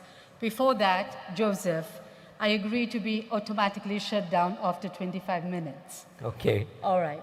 So I was talking, let's talk digital identity in our mind. Let's talk about technology in its broader perspective. I will put some questions. I'm not expecting answers, but I just want people to think literally from basics. How secure do you think technology is nowadays? And how trustworthy is technology nowadays? How far have governments been convinced about efficiency of technologies in our everyday lives? Okay, I've spoken about governments, and now we have seen businesses. Now let's move to the citizen, to the user. Let's move in his shoes. And as a user who is averagely, let's put it that way, digitally literate, and when he looks about all the technologies that we have today, all generations included, not only Gen Zs, we know Gen Zs are very good, but what about the other generations of them? So all the generations together, all right? And the citizen asks you the question, okay, we have digital ID. How is that going to simplify our lives? I mean, has it simplified our lives today? And I think we don't have the answer, do we? Yes, we do have some indicators we do have some very beautiful achievements, and I acknowledge that, because technology is here to help us improve our lives. And technology definitely has improved certain aspects of our lives, and it's here to stay, and we cannot live without technology. But now from there on, the citizen asks you this question, and we do not have a definite or full answer in a very positive way that everything is going on in the right direction or everything is very positive. So we found, Joseph just said it, many digital identity systems have failed. And why have they failed? Because we have seen all, tech people telling us that this is the technology that you need, and it's going to really impact your lives, and there are serious benefits to it. But why has it failed? And why is it so difficult to convince governments that we need to improve people's lives? What we have seen is that if we do not have international pressure or big economic pressure from other countries, we do not follow suit, especially for small countries like Mauritius. So we definitely need people to guide us from other continents, from international perspectives, to actually implement things in our own jurisdictions. But is it always the case that when we are getting something, that when we're importing something from some other countries or some other international organizations, is it the case that all these solutions have been proven to be effective? The answer is not necessarily. So I will just stop here. I just wanted to throw some light on some questions like ordinary people ask, and maybe they don't always get the answers, because sometimes, that concept about PPP, the 4 Ps now, public, private, people partnership, is actually not very integrated. We talk about it, but the way we do integration in this, let's say, quotation or even mathematical relationship is sometimes very elusive. So now, please allow me to go to my presentation. My presentation today is beyond laws and data protection, specifically in data protection. This is my field, but I'm also a lawyer, so laws are something that I have been juggling with all throughout my life. So first slide, please. Okay, maybe second slide. Okay, we have this. Let me just try to. All right, okay. So I'm just giving you what actually we have seen in the data protection ecosphere, is that there is definitely a rapid growth of data protection laws across Africa, but whether they are effective, whether they are harmonized is the big question, and we know that many countries have different laws across Africa. So here, I would like to just inform you that as chair of the AU Data Governance Committee, the committee has worked on the AU Data Policy Framework, the Cross-Border Flows Framework, the Data Classification Framework, and other related documents that are very soon going to be adopted by the African Union. And these documents, these standards and policies are actually actionable standards that can be implemented across Africa by all member states. And also, I would like to mention that Mauritius, I actually drafted the Mauritius National Data Strategy some months ago, and in January, we launched the Mauritius National Data Strategy. And this strategy, I attended the SADC Data Strategy Forum 3 weeks ago, and it has been accepted by the SADC member states that this model data strategy from Mauritius is a very good example that can be followed by other SADC member states. So I'm quite proud to say that we are actually going in a very good direction. As you know, we are a very small jurisdiction, but we're also a very successful economy, and we are 100% digitally literate. We have digital IDs, we have digital payments, we have secure and safe data exchange platforms, digital stack, digital ecosystem, very quite well implemented. And coming up, we have super apps and all the beautiful projects that you have seen. Mauritius has already embarked on them, and some are nearing completion, like the revised mobile ID. So I think in 2024, my friend mentioned me that it's already done. So we're moving now ahead with other projects where we're updating them. So basically, our digital ecosystem is quite mature, and I think it was high time that we have this data strategy. And why did we think about having this data strategy is because the data governance aspect was neglected, and we wanted to give data governance the right due that it deserves. And actually, I drafted this. And I will expand a little bit on what we mean by this data strategy. But at the same time, just 1 month ago, we launched our AI strategy as well. And this AI strategy is complementing the data strategy. Now, the beautiful thing about this data strategy is that it's not only a strategy.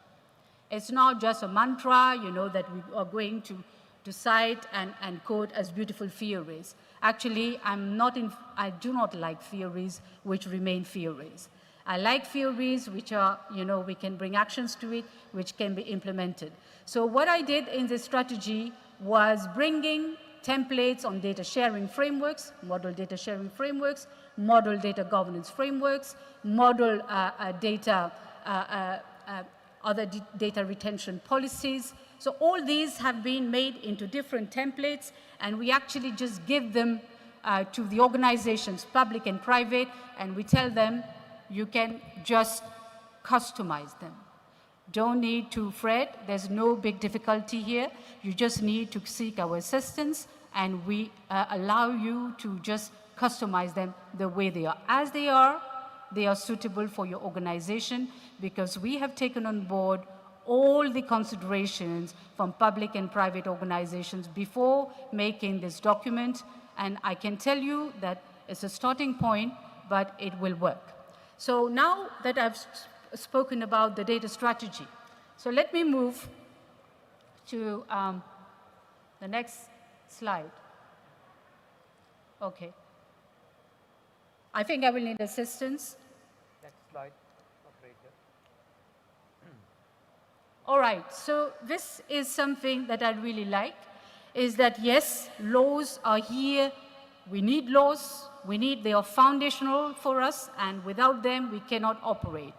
But beyond these laws is what is the relationship between laws and compliance and enforcement. We know that this is definitely, there are big differences because in practice, compliance is not what we want it to be. Compliance now moving to accountability. Let's say we do have some elements of compliance, but what about accountability now, responsibility of organizations, another level that we have to meet, all right? And it's not the same thing. So accountability moves to enforcement. What about enforcement? What about sanctions? What about fining, for example, data protection authorities? So we have all these layers escalating from layer 1 to layer 2, layer 3, layer 4, all right? And now the drivers, let's be realistic, and it's very sad, because what we have on ground is limited capacity, technical gaps, fragmented governance. I just talked about the data strategy. This is where we want to bring harmonized governance. Next slide, please.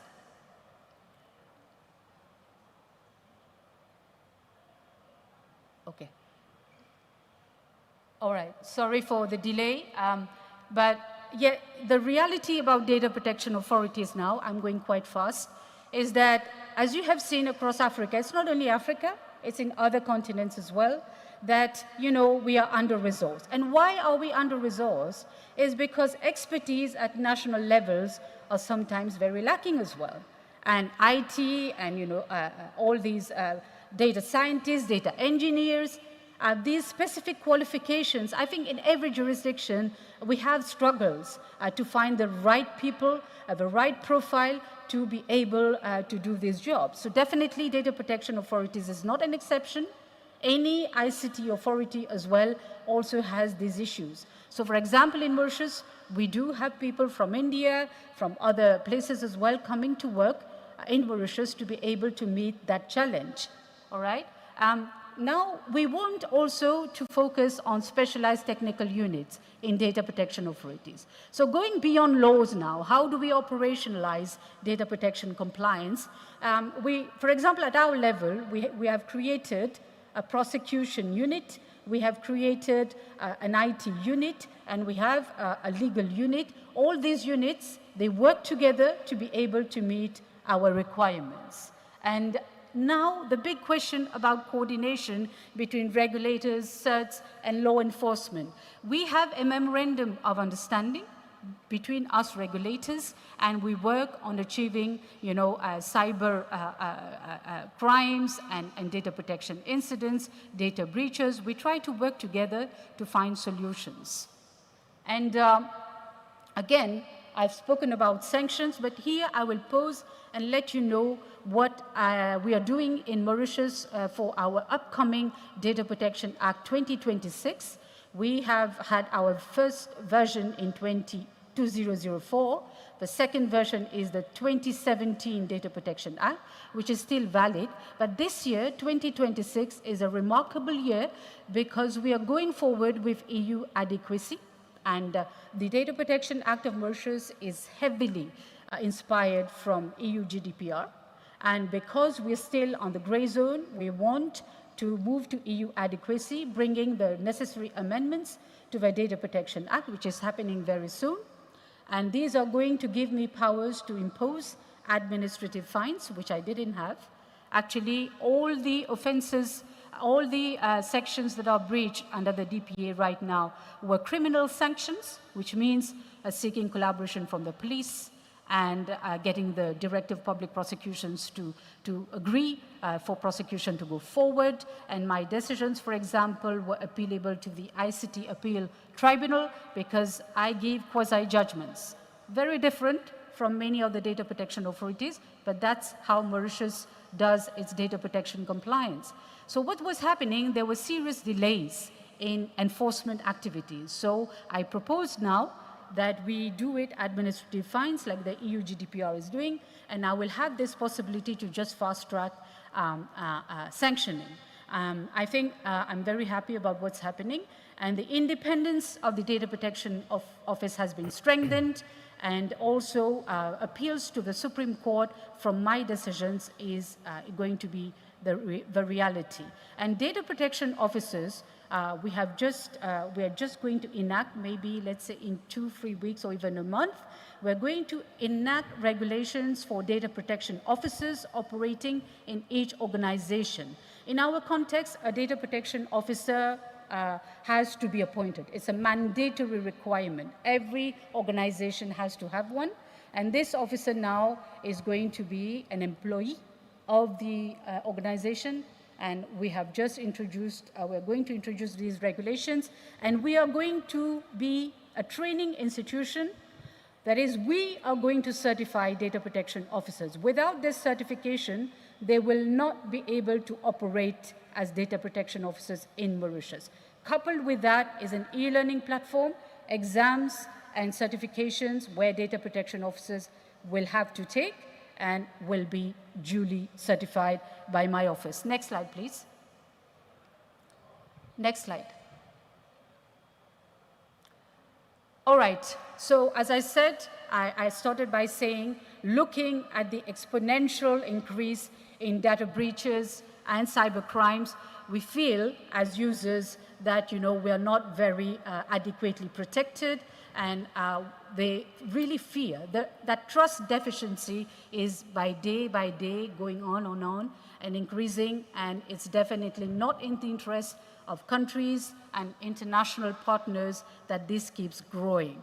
So again, as I said, Investigations are becoming highly technical and complex, and we need also all data protection authorities across Africa to be able, through, let's say, AFCTA and other bilateral agreements, or any other forums through African Union and SADC, ECOWAS, the other ones, EAS, we should be working together to be able to advance this mission that we have, that is critical enforcement coordination activities.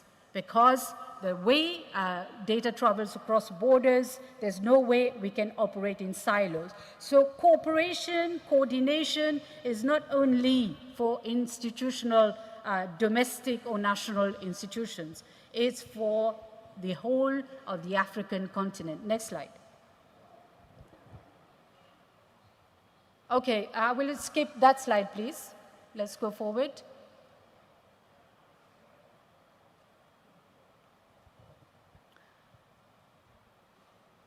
Okay, so now why I have put this here is that we are again this year starting a digital forensic lab at the Data Protection Office. As I told you, we do inquiries, criminal sanctioning, offenses. So we have thought that a digital lab, like the police has one in our country, the CERT has one also, but the DPO does not have a digital forensic lab.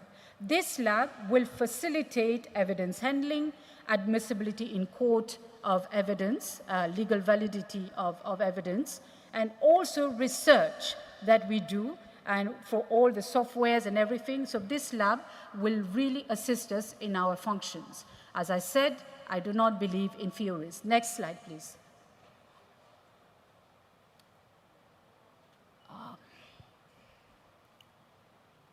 Okay, so this is where I want you to see how we're moving, how we're treating incident, and how we actually gather the evidence, and we manage the whole life cycle to ensure that this evidence is properly submitted in our courts. Next slide. Okay, all these concepts that you see here are actually to be found in our national data strategy. That is data stewardship, privacy engineering, regulatory sandboxes, privacy enhancing technologies, data ethics and transparency, collective data governance, data minimization, trust as a brand value. Here I would like to stop and say that data monetization in our context, we've got data monetization frameworks already happening. Right now, the government is considering to extend to private agencies the selling of data. But in our Data Protection Act, we are not allowed to sell personal data. Identity data is personal data. That is the name, address, email, phone, gender, etc., which is found in our regulations. Actually, we are not allowed to sell this data. We should anonymize it completely, pseudonymize it, and make it completely de-identifiable. Then we can actually think about monetizing this data. So monetization is here in our context, but not related to personal data. All right? Next slide. The clicker is working. It's working. Thank you so much. Yeah, because we are actually, okay. So the important element here is we have already covered. It's not.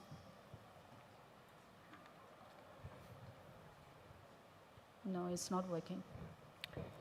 Please, No, advance the slide. Okay. Yes. So, yeah, I will try to go fast because Dr. I know. Rajisha, it's the top button, not the bottom button. No, I tried the drop downs as well. Try again. See? It's not working. Okay. Okay. It's the top one, that's this one. Okay. All right, okay, sorry. To us. Direct I saw it to the green us, one down, Rajisha. so I was using the green one down. Okay, Direct sorry. it to us. Okay, okay. Yeah. So, but I will speed up, don't worry. So what I'm trying to say as well is ethical frameworks and data governance policies is actually, we are moving from the should and this is we can. So here, as you can see, algorithmic fairness, data minimization and deletion, transparent explainability, All these are catered in our national data strategy. And now, it's very important that you understand this, and I will go very quickly, is the importance of having a data governance board or committee within a specific organization, with a specific mandate and with these specific functions.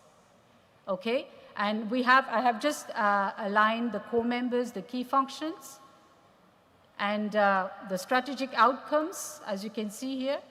I'm nearly finishing, Joseph. So just for your own perspective, let us go on this one. That is, we also believe that generic laws are not sufficient. We need sector-specific guides and regulations, and we've been doing that for the financial sector. We come up with guides and things like that which try to, okay, so I am almost done. All right, okay, so I will stop here because I have lots to say, but Yes. no time. Thank you. But actually, thank you so much for that. But let me give an endorsement, because I'm not sure if everyone appreciates what is in here the way I had the chance to look at it. You sent me the data strategy. Yes, yes. This is not a presentation. This is thought leadership at its best. And I want to congratulate you for that. Thank you. And I would like to urge everybody to get hold of the National Data Strategy of Mauritius and take a look at it. All the issues and the questions that I've ever asked about this topic, you've thought through and you addressed. So Okay. please Bravo. give Drodisha a round of applause. Thank you. And we are going to be following your ideas and your office's work, and we're going to be exploiting them to move the needle forward. Sorry we could not get more than a high level, but I hope people understand this endorsement is very genuine. I do not give it lightly. Okay, Thank you very much. Thank you very much, Joseph. Thank you. Thank you for the opportunity. Hope to see you again in the near future. Okay, so we only have 2 more segments. Actually, the third segment, the unique number, the case for and against, unfortunately, will not take place. President Iro from the Data Protection Authority fell ill, so he is unable to give this presentation. So he's okay. We're going to move to another area where another voice needs to be heard and needs to be at the heart of this conversation, and that's the human rights agenda, the challenges of digital ID. What is the human rights dimension of the digital ID? And here we have with us Thandika Choke, who is the director, Catalysts for Change, C4C. Please give a round of applause. And the Human Rights for ID Consortium. And then Mustafa Mahmoud Youssef, who's the Director of Citizenship Rights Program at Namati and the Human Rights for ID Consortium. Thank you both very much. This is not your first time either with the family. Welcome to your family. Thank you. Dr. Ate, thank you, speakers. Just to mention, for the clicker, you need to point it to the back of the hall. To the back of the hall. The pointer. And it's the top button. You mean the clicker? Yeah. Thank you. Okay. Thank you. Indeed, we are family. So for those who don't know of the Coalition is a transnational community of civil society, researchers, and advocates who are all working at the intersection of human rights and digital identity. Today, we're sharing a common position developed by the Coalition through a global consultation process. And the focus of this common position is a question that has been already coming up in the discussions we are having. And this is the question of the adoption of digital ID. Should it be mandatory? When does digital ID become mandatory? And what does that mean for the people who are most likely to be left out? Wonderful. The common position is specifically about digital ID systems that are created, that are supported, and that are used by public institutions for the purposes of identifying, authenticating, and authorizing access to public services, spaces, and processes, whether this is offline or online. And the evidence shows that specific types of these systems, by design, significantly increase the risk of harm. And we have identified 3 that we'll highlight right now. The first are systems that are foundational or multi-purpose systems. And these are not limited to one purpose or one moment in time. They're population scale infrastructures that are indeed designed to evolve. This makes them particularly susceptible to function creep, where the system is then being repurposed in ways that were never originally intended, and often without the scrutiny that would apply to a new system. The second type is systems that are linked to nationality and legal identity. Now, in this case, these are essentially systems who are deciding and determining who belongs. And when these systems are built where enrollment has to be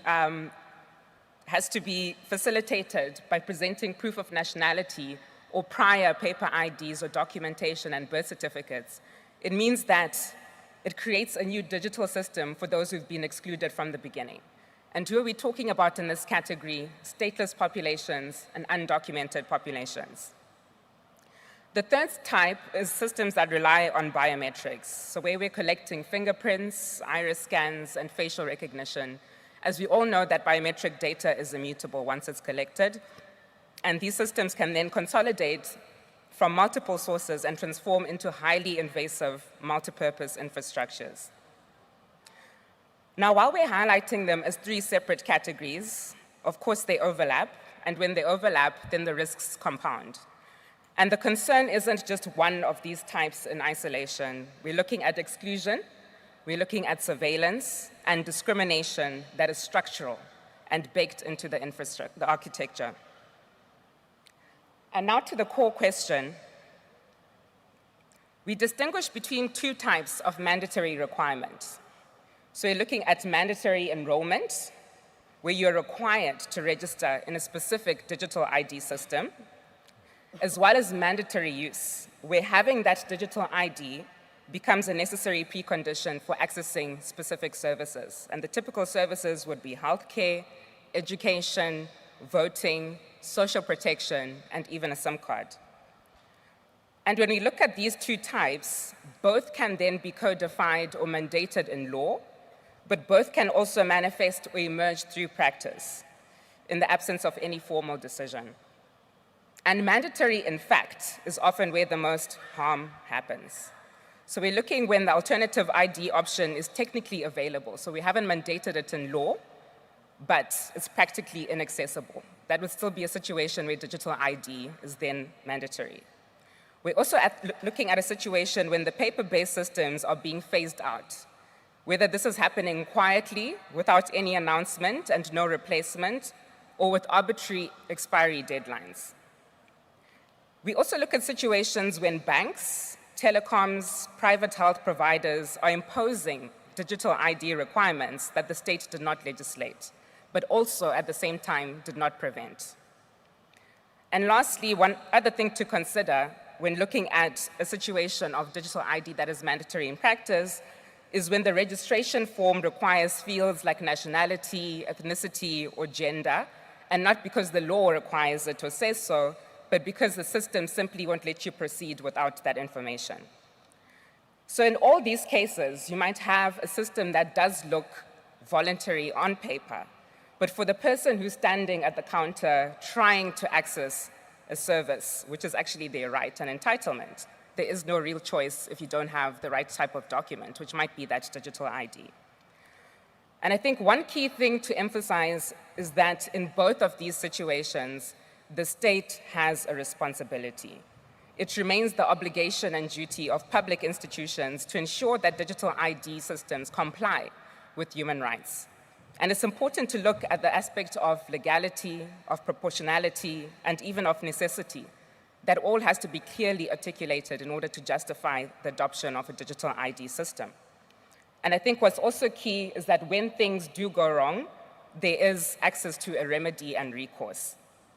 So this is the problem as we see it, and Mustafa is now going to walk us through the 4 principles that we articulate in the common position. Thank you. Thank you, Thandeka. I would like to begin by something that caught my attention yesterday when Dr. Atiko was speaking. And he said, and I'd like not to quote him directly, but to paraphrase what he said, that digital identity or digital IDs should be enablers and not deterrent. Most of the times when you want to do mandatory IDs, you find that without it, people are locked out of services. And oh, I was supposed to look the other side. So, there we go. Yes, here we go. So one of the things that we want to challenge all of us when we talk about digital ID is that we look at these 4 pillars that mandatory digital ID requirements, we have seen that it negatively affects issues of human rights. Like when you deny people access to services because of an ID, you put them in situations whereby not only their human rights, but also their life is impacted. So for example, if you tell us that without an ID, you cannot even be admitted to hospital, it's not only impacting my right to health, but even my right to life. So the other thing that we are looking at is public institutions should not require mandatory enrollment in digital ID systems. And, sorry, I got a call yesterday because of the SE. So, like, why should we compel people to produce a digital ID when we already had ID systems that maybe the penetration level is still wanting? Because we are aware that Africa, we are still struggling to catch up with the rest of the world in terms of digitalization. So we should not put the burden on the citizens for them to be able to catch up. Let us take up the fact that we are behind on the rest and catch up together and not put the burden on them. The other thing that we need to look at is public institutions should not require mandatory use of digital IDs to access public services or privately provided public services. Could we have redress mechanisms that basically could help us? Like, for example, if I'm going to get a banking service, instead of the bank telling me that you don't have an ID, I cannot allow you to open an account, could we have agents of registration centers within the bank centers so that this becomes access points for enrollment and not a point of deterrent?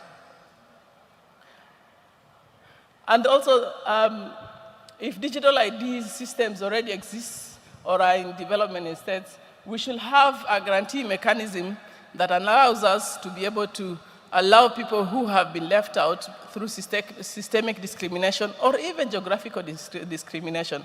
We are aware that not all areas in our countries are accessible in terms of road networks, in terms of electrification and all that. Could we allow Africans who have been left behind not to be left out of the digital transition? Now this is the point that I want to engage all of us. Could you please, the Slido QR for us, please?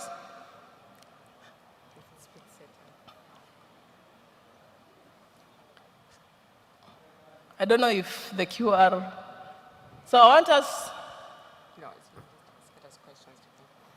us to look at it and reflect on this question. So the first question that I want to ask all of us is, in your country, is digital ID mandatory in law or in practice? As Thandeka has said, practice, it might not be said in the law that without an ID you'll not be given services, but in practice you'll be told, go and bring an ID. So let us all reflect and see, in my country that I come from, is it mandatory directly by law or indirectly? And think about it broadly, and we can have a conversation. We'll share more later on. Then again, the second question that I want to ask is a birth certificate or a previous form of ID a requirement for you to enroll into the digital ID system that we are rolling out? And lastly, another thing that I want us to think about broadly is, Is digital ID required to access healthcare, social protection, or even education in our countries? And then reflect. It will help us assess whether we fall within those categories of either legal requirement, requirements for enrollment, or through systemic requirement. And my last question for the day is, from our common position and 4 principles, what do you want to unpack further with us? And we will invite you to a discussion that we'll be able to share all this tomorrow. And we have a simple call to action to all the stakeholders in this room. We are aware that we have government representatives here, we have CSO representatives here, and even we have the people who are building these systems. The first call to action that we want to ask governments is, do not make mandatory practices in terms of law, in terms of practices and cultures that you have in the country that require people to have digital ID for them to get services. And then the other one, we know also that we have legislators in the room. We beg you to also consider that any legislation that comes to you that puts limitation or caps that without these digital IDs, people should be not given services to give that requirement. And for development actors, we would like to ask you that when a pitch for digital ID is brought to your consideration, please, before you consider funding that project, put some checklist that, am I going to facilitate the discrimination of citizens from getting basic services by putting mandatory requirements for digital ID? And for tech providers, please, when you're building these systems, do not be the ones to help check these boxes that alienate people further. And lastly, now this is a call to all of us. Tomorrow we are having a workshop, on day 4, sorry. The workshop is, what was the name? Now we'll be at Nawa Hall, and basically the topic is moving from principle to practice. And all these questions that we were discussing, the ones that I told you to think about broadly, we will be discussing it and unpacking it further. Thank you. Thank you very much. I want to emphasize that this overview is really a doorway to the call to the participation in the workshop, because we need dialogue. We need dialogue. I see that there are still points of discord between the various stakeholders, and the incentives are not aligned. I see the different, so just a quick question, we ran out of time, but the quick question for you, how do we align the incentives? What is the common ground that you think maybe the 3 stakeholders that you have outlined should be focusing on? I think the common ground for us is to build trust. First, we should know that you cannot compel trust, you cannot police trust, but trust is built by conversations, by sharing the purpose, so that people will know that the purpose of digital ID is to facilitate someone to know who I am, and for me to be able to know that there are safeguards. So basically, the biggest problem that we have is the trust. So we need to build a system that is built on trust. So perhaps in a way, what you're saying is that it is in your best interest as an identity authority to actually build trust, because without trust, people will not adopt and failure will result. So you're in a way aligning your message with their interest. I mean, Florent, when he was here an hour ago, he indicated the biggest concern that he has that people will not adopt.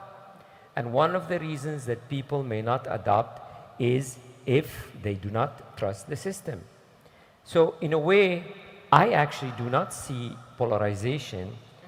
At one level of the discussion, I see alignment, because if they are incentivized to see their systems succeed and deliver services, and you're incentivized to ensure that these are trustworthy and these are do no harm types of systems, I see both objectives are in perfect alignment.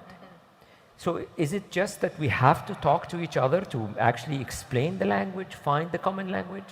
What do you think, Tandika? I think in simple terms, Joseph, a government that respects human rights is a government you can trust.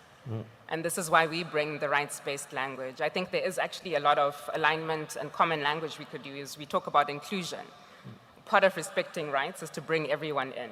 Yes. And I think one practical thing to consider when we look at digital ID is to look at the current gaps that exist, right? So we still have gaps in civil registration, the scandal of invisibility. We cannot have the conversation about IDs in isolation from the fact that there's still many children without their birth certificates. So there should be equal, if not more, investment in conversations around strengthening civil registration systems and respecting the right to birth registration. At the same time, there's still the challenge of statelessness, that there needs to be a more concerted effort on the continent to address those gaps. We have many Africans with undetermined nationality. And the legal frameworks exist. We bring the rights-based language, and indeed it is the same language when we look at it. Exactly. Yeah. So we've got a lot of work to do.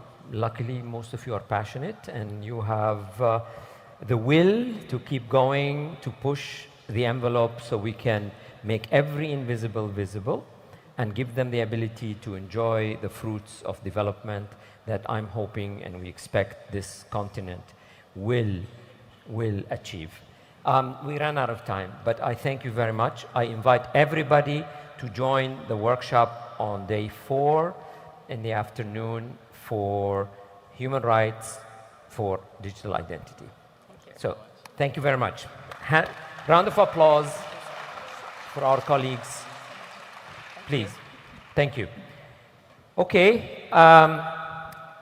We have one last, but not least, something very important, is another initiative that ID for Africa has been committed to incubating and to supporting. You've heard a lot about PKI and the importance of PKI, but every time we have this conversation about PKI, we're always talking about PKI coming from outside the continent. So if the continent is to achieve its sovereignty, it needs to have control over every ingredient that is used on the continent. Sovereignty requires you to control everything you use, okay? And so one of the exciting initiatives on the continent is the so-called Africa PKI Consortium. It's a pretty recent initiative, but we are pleased to be incubating it. And I would like to call to the stage Engineer Abisoye Coker Odusote, who is the chairperson of the Africa PKI Consortium. You've seen Odusote with us yesterday on several panels. She's the Director General and the CEO of NIMSI and the ID for Africa Ambassador of Nigeria.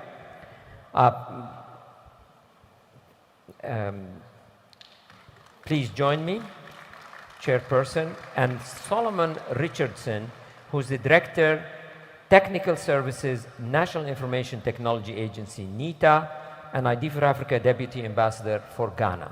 Please join us on the stage and share with us your vision and hopes for this exciting initiative.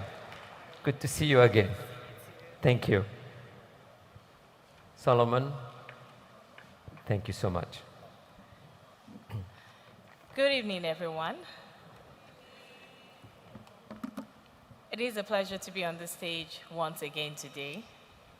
I've got Solomon Richardson, who is our secretary on the African PKI Consortium, and is going to go through the presentation to shed more light on the objective and goals of the African Public Key Infrastructure Consortium. Now, as you all know, public key infrastructure is literally the backbone to digital public infrastructure. You can't do anything regarding identity without having PKI. And there are talks about digital sovereignty and getting the member states on board to ensure that we are harmonized and we're able to ensure that we're able to enable cross-border interoperability through this consortium, and that we're all aligned as one. So I'm going to allow Solomon to quickly speak on this, and we will be able to take it from there. But I want to quickly do a quick call to action that we will be having a meeting on Friday at 11 a.m. Solomon will reach out to the member states and communicate the venue. It should be at this location. And we will be able to shed more light and in-depth detail on the work done so far. Thank you, everyone.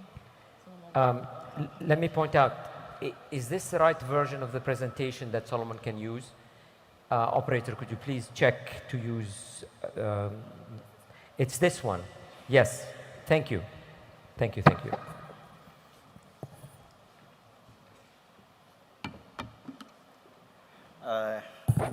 Hello to you all. Let's try this before.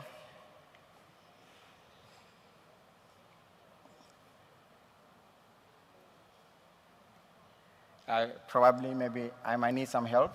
Oh, you're fine. But please point it to the back of the room. The top one. And it's the top This button. big one. Yes, let's hope it works. It does. Hi, good evening to you once again. Sorry, Solomon. Please point it to the back of the hall. Yes, thank Sure. you. All right. So I'm making a presentation on the Africa PKI Consortium. We say building the trust layer of Africa's digital future. To start, I say Africa's digital transformation is currently on the rise. Across Africa, everybody is talking about digitalization, digital transformation agenda. But we say that across the continent, government and citizens are moving services, identity, and commerce onto a digital platform at an unprecedented speed. But what then happens is that all this digitalization agenda is anchored in trust. The presentation right ahead of me talked about trust a lot, and that without trust, people are not willing to accept, to get onto these platforms. You can see we are trying to do digital ID, both the foundation, we are doing e-government services, there is the Aadhar initiative, there is mobile money and instant rails, e-health and data exchange is taking shape. And then we have smart borders and mobility, which is also now catching up a lot. Africa right now, at the rate that we are digitalizing, digital transformation without trust will definitely fail. And that is one thing that we need to understand. If we do all this digital transformation and there is no trust, citizens are not willing to use platforms they do not trust. Citizens do not want to use platforms that they do not trust. When you talk about government, you find out that you have government systems that do not talk to each other because of trust issue. If they don't have one single trust framework, it is very difficult for them to work together, interoperate. And then on the issue of the market, look at what is happening with after Intercontinental Free Trade Agreement. Country to country want to their system to integrate for trade purposes.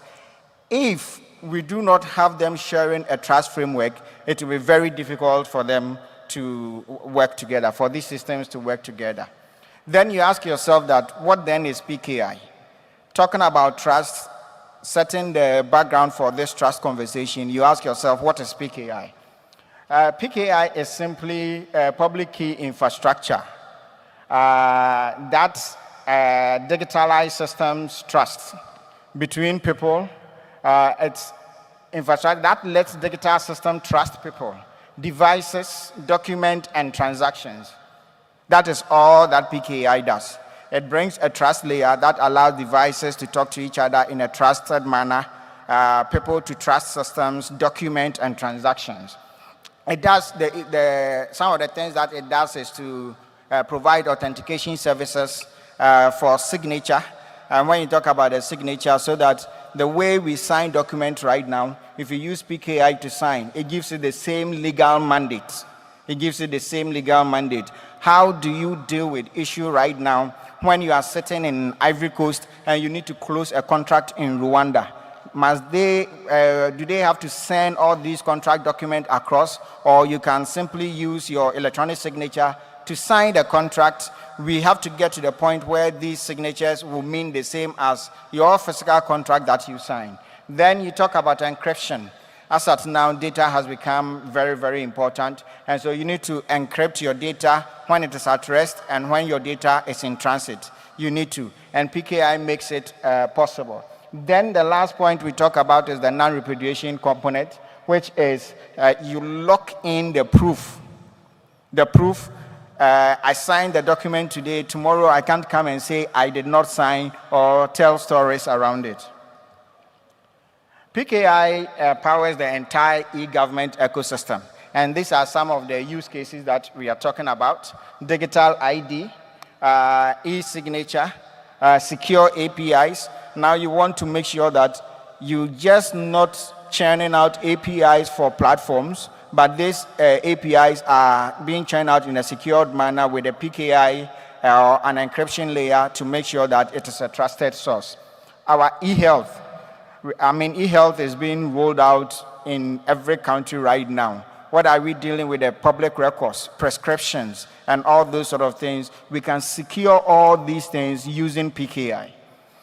Of course, other financial services, I think that is one of the, when we talk about digitalization across Africa, our financial sector is one of the most digitized sector on the continent. But how do you secure? Currently, there's a lot of PKI initiatives that are being used to secure that sector, the KYC, payment rules, and all those sort of things. And so you have to understand that when we talk about PKI, all these areas, e-procurement, smart borders, and of course, as I mentioned earlier, AFTA framework requires the use of PKI to make sure that you add the trusted layer. So all the trust conversation that we are talking about, most of the technology trust component that we are talking about comes about with the use of PKI. And as at now, especially if you talk about cross-border transactions, if you are not using PKI, if you don't have plans to use PKI, then that means that you are actually isolating your country, because all systems that are going to do cross-border are now doing so using PKI. So if you are sitting in this room and you haven't thought of PKI, you are not making plans of deploying PKI, then this is the very time for you to start doing so. The role of national PKI. Of course, PKI as it is, we deploy it at the national level and then find a way to integrate it on the continental level. So for national PKI, it establishes sovereignty for a country because of the trust that it brings in. Now, after you do the national one, you have to find a way to integrate it on the continental one. At the national PKI, citizens get to access secure services. The government get to also roll out trusted services. Our e-government portals and things like that get rolled out using the PKI. And then, of course, the market, digital trade. The digital trade, most of the underpinning trust technology is PKI. So the national PKI, it is the PKI, that is what we use to provide that trust layer at the national level for citizens, for government, and then for business transaction. Why is PKI critical even right now as we talk about? We know very well that IDA for Africa has framed for over a decade.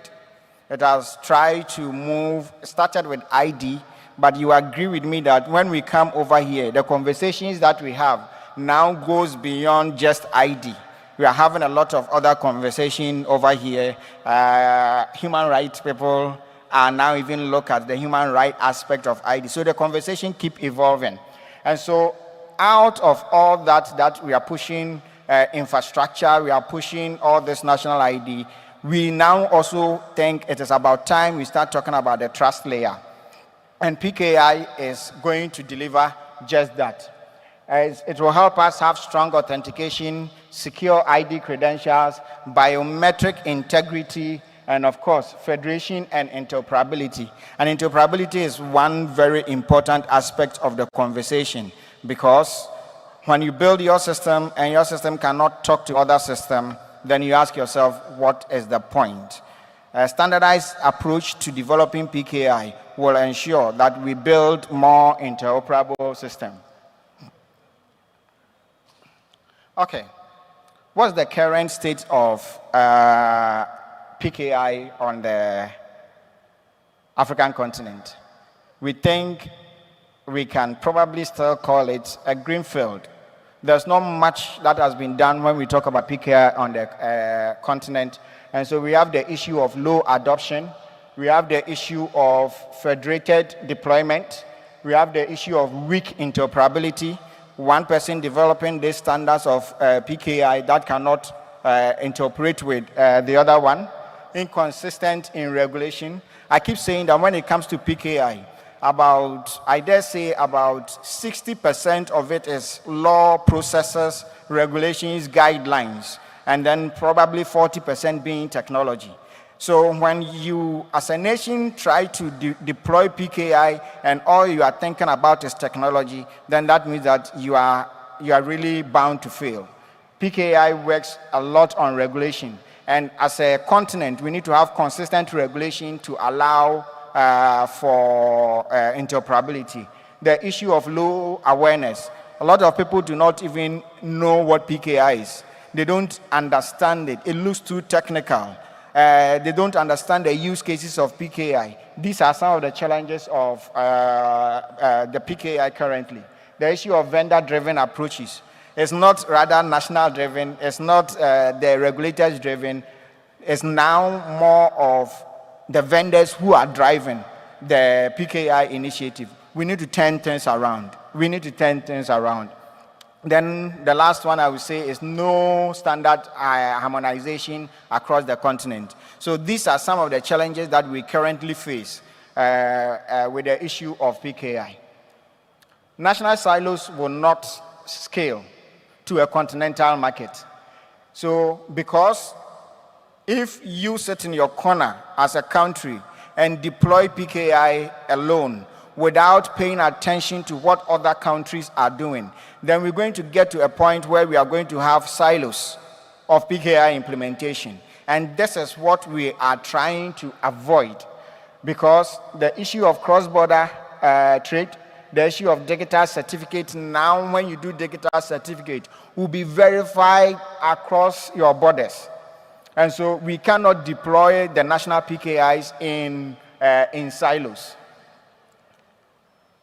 So with these challenges, as I have articulated, now comes the issue that we now have a case for a harmonized standard trust framework across the continent. Across the continent, we need to have a harmonized approach of doing that. And so with that one, we need to look at the legal frameworks. It should be interoperable. We need to look at how we are rolling out the root CAs in countries. We need to look at the certificate policies that we are rolling out from country to country. We need to look at interoperability issues, as I've mentioned, and then mutual recognition. How do we go about mutual recognition?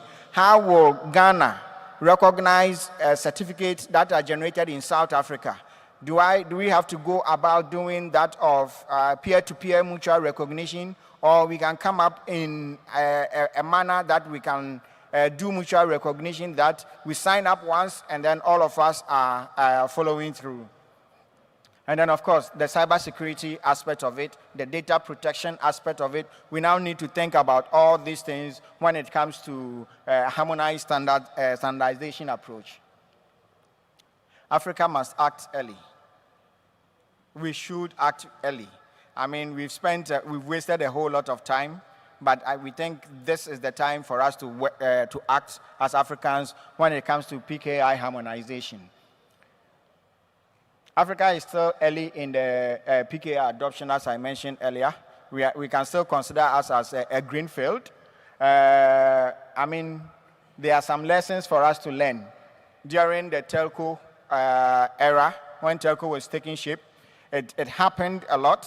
The issue of payment, the issue of identity right now, we are also still talking about identity interoperability. So let us draw some inspiration from these lessons and then not make the same mistake when it comes to PKI adoption. With PKI, Africa can build interoperability by design. So then that means that we can come up with a standards and harmonization approach ahead of deployment. We have the opportunity to do so. Then comes in the Africa PKI Consortium. So what is the Africa PKI Consortium? It's just a peer-to-peer driven non-profit continental platform dedicated to advancing the adoption of PKI.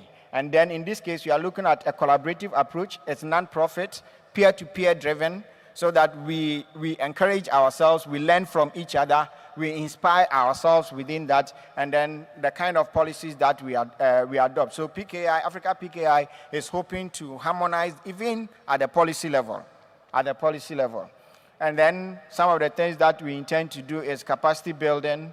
The consortium exists to help Africa get PKI right first time.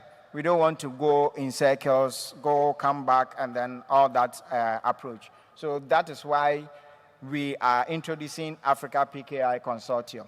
These are the pillars that we are looking at so far as Africa PKI Consortium is concerned. So we have the standards and interoperability pillars so that we can build the standards that will allow for interoperability. Policy and regulation at the national level. How are the PKI policies going to be structured? If one country has done it well and he's gotten it right, you can take that template and customize it and then move with it instead of struggling to know how to roll it out all together. Then, of course, within one of the pillars is also capacity building. Some of us, when we started learning about PKI, it was very, very difficult. It's, I mean, you have to learn a lot, but at least we have some who now understand. We have vendors who have the capacity. We can pull ourselves together, build capacity within the African continent for us, from policy level to interoperability to deployment and then all that. So we just think that capacity building is one of the major pillars. Of course, research and innovation, that is key. We need to innovate. We just don't want to adopt the PKI, but we want to adopt it through a lot of research and then innovative approaches. Then partnership for sustainability. So we have some working groups that have been built around the pillars that we have I've just mentioned. So we have these working groups. And so if you are in this room and then you are going to join us, look very well and identify which working group you think you can align yourself with. It is a peer-to-peer thing. So we are going to work together ourselves to grow the area. What countries, these are some of the things that countries will gain when they join the PKI consortium, well articulated over the assets. Just some history. I think that it all started somewhere in 2024 when a couple of us, the countries that you see down there, met in Kenya. For Kenya, the PKI regulator, national PKI AGM. And then we decided that, okay, let's have the Nairobi Declaration that these 5 African countries will pioneer and push the PKI, Africa PKI agenda on the continent. And by God's grace, last year, we were able to meet in Ghana for our first AGM. We had, I think, in total about 10 countries representing. So right now, we can say that 10 countries have already signed up to the Africa PKI Consortium. We have some academia on board. We have some research groups on board. And then today, we are throwing the call to you that join the African PKI Consortium as well. tomorrow, as my chairman mentioned, we are going to have a session 11:30, this very room at the meeting room 2 at 11:30. We are inviting all of you to join. This is the time for us to look at PKI. I keep getting this very wrong. It's on Friday. Thank you very much. It's on Friday, 11:30 a.m. We meet at meeting room 2, and then we discuss more about the Africa PKI Consortium. So join us, the consortium, participate in a working group, and let us build interoperable trust across Africa. Thank you very much. Can you explain? Thank you. Thank you, Solomon, for that. You haven't talked at all about the governance of this body. So is it still being worked out, or what is going on? So for the governance, we will have largely driven by the working groups. But then there is going to be, on top of the working groups, we are going to have the executive or steering committee. As it is right now, we have just an interim steering committee that is steering the affairs of the consortium. And you saw my chairman over here not too long ago. Currently, I am the interim secretary. We have the treasurer. We have two vice chairmen that also work with us. So it is the steering committee or executive committee that work with the working groups to come up with the various policies that will work. But what we also do is that we encourage every country to have some form of national PKI consortium on the national level, so that at the national level, you take your decisions, and when you come to the continental level, it's like you vote based on decisions that your country have taken. So if you don't have the movement at the national level, then that means that you come in and some other countries are going to decide for you. So we also encourage that, and then through the consortium, we will help member states to try and set up the consortium at the national level, so that not just adoption happening at the continental level, but at the country level too, you'll be pushing for adoption and how PKI should be utilized. Thank you.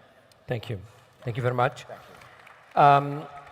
In fact, if you missed the PKI details, you're going to have another chance for the cybersecurity conference tomorrow. There is another perspective coming from the head of the PKI authority in Tunisia. He's going to talk about this. I had actually wanted Solomon to focus more on the mechanics of the consortium, less on the technicalities of why PKI is important, but it doesn't harm because both PKI is a very, very critical topic, and so having two perspectives from practitioners well versed in the topic would be very helpful for you. So if something you did not catch here, you've got a chance to catch it tomorrow as well. We've reached the end of the day.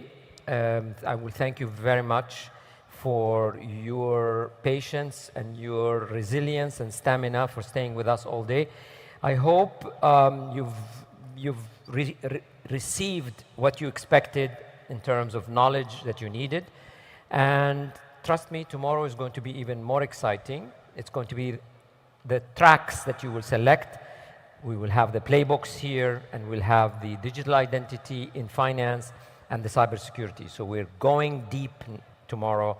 Now that we have worked the high levels, now we're going to go to the details so you can implement what you need. Okay, I thank you very much. So I'll give you a round of applause for your patience. And Amandine from ID for Africa may have some announcements to make.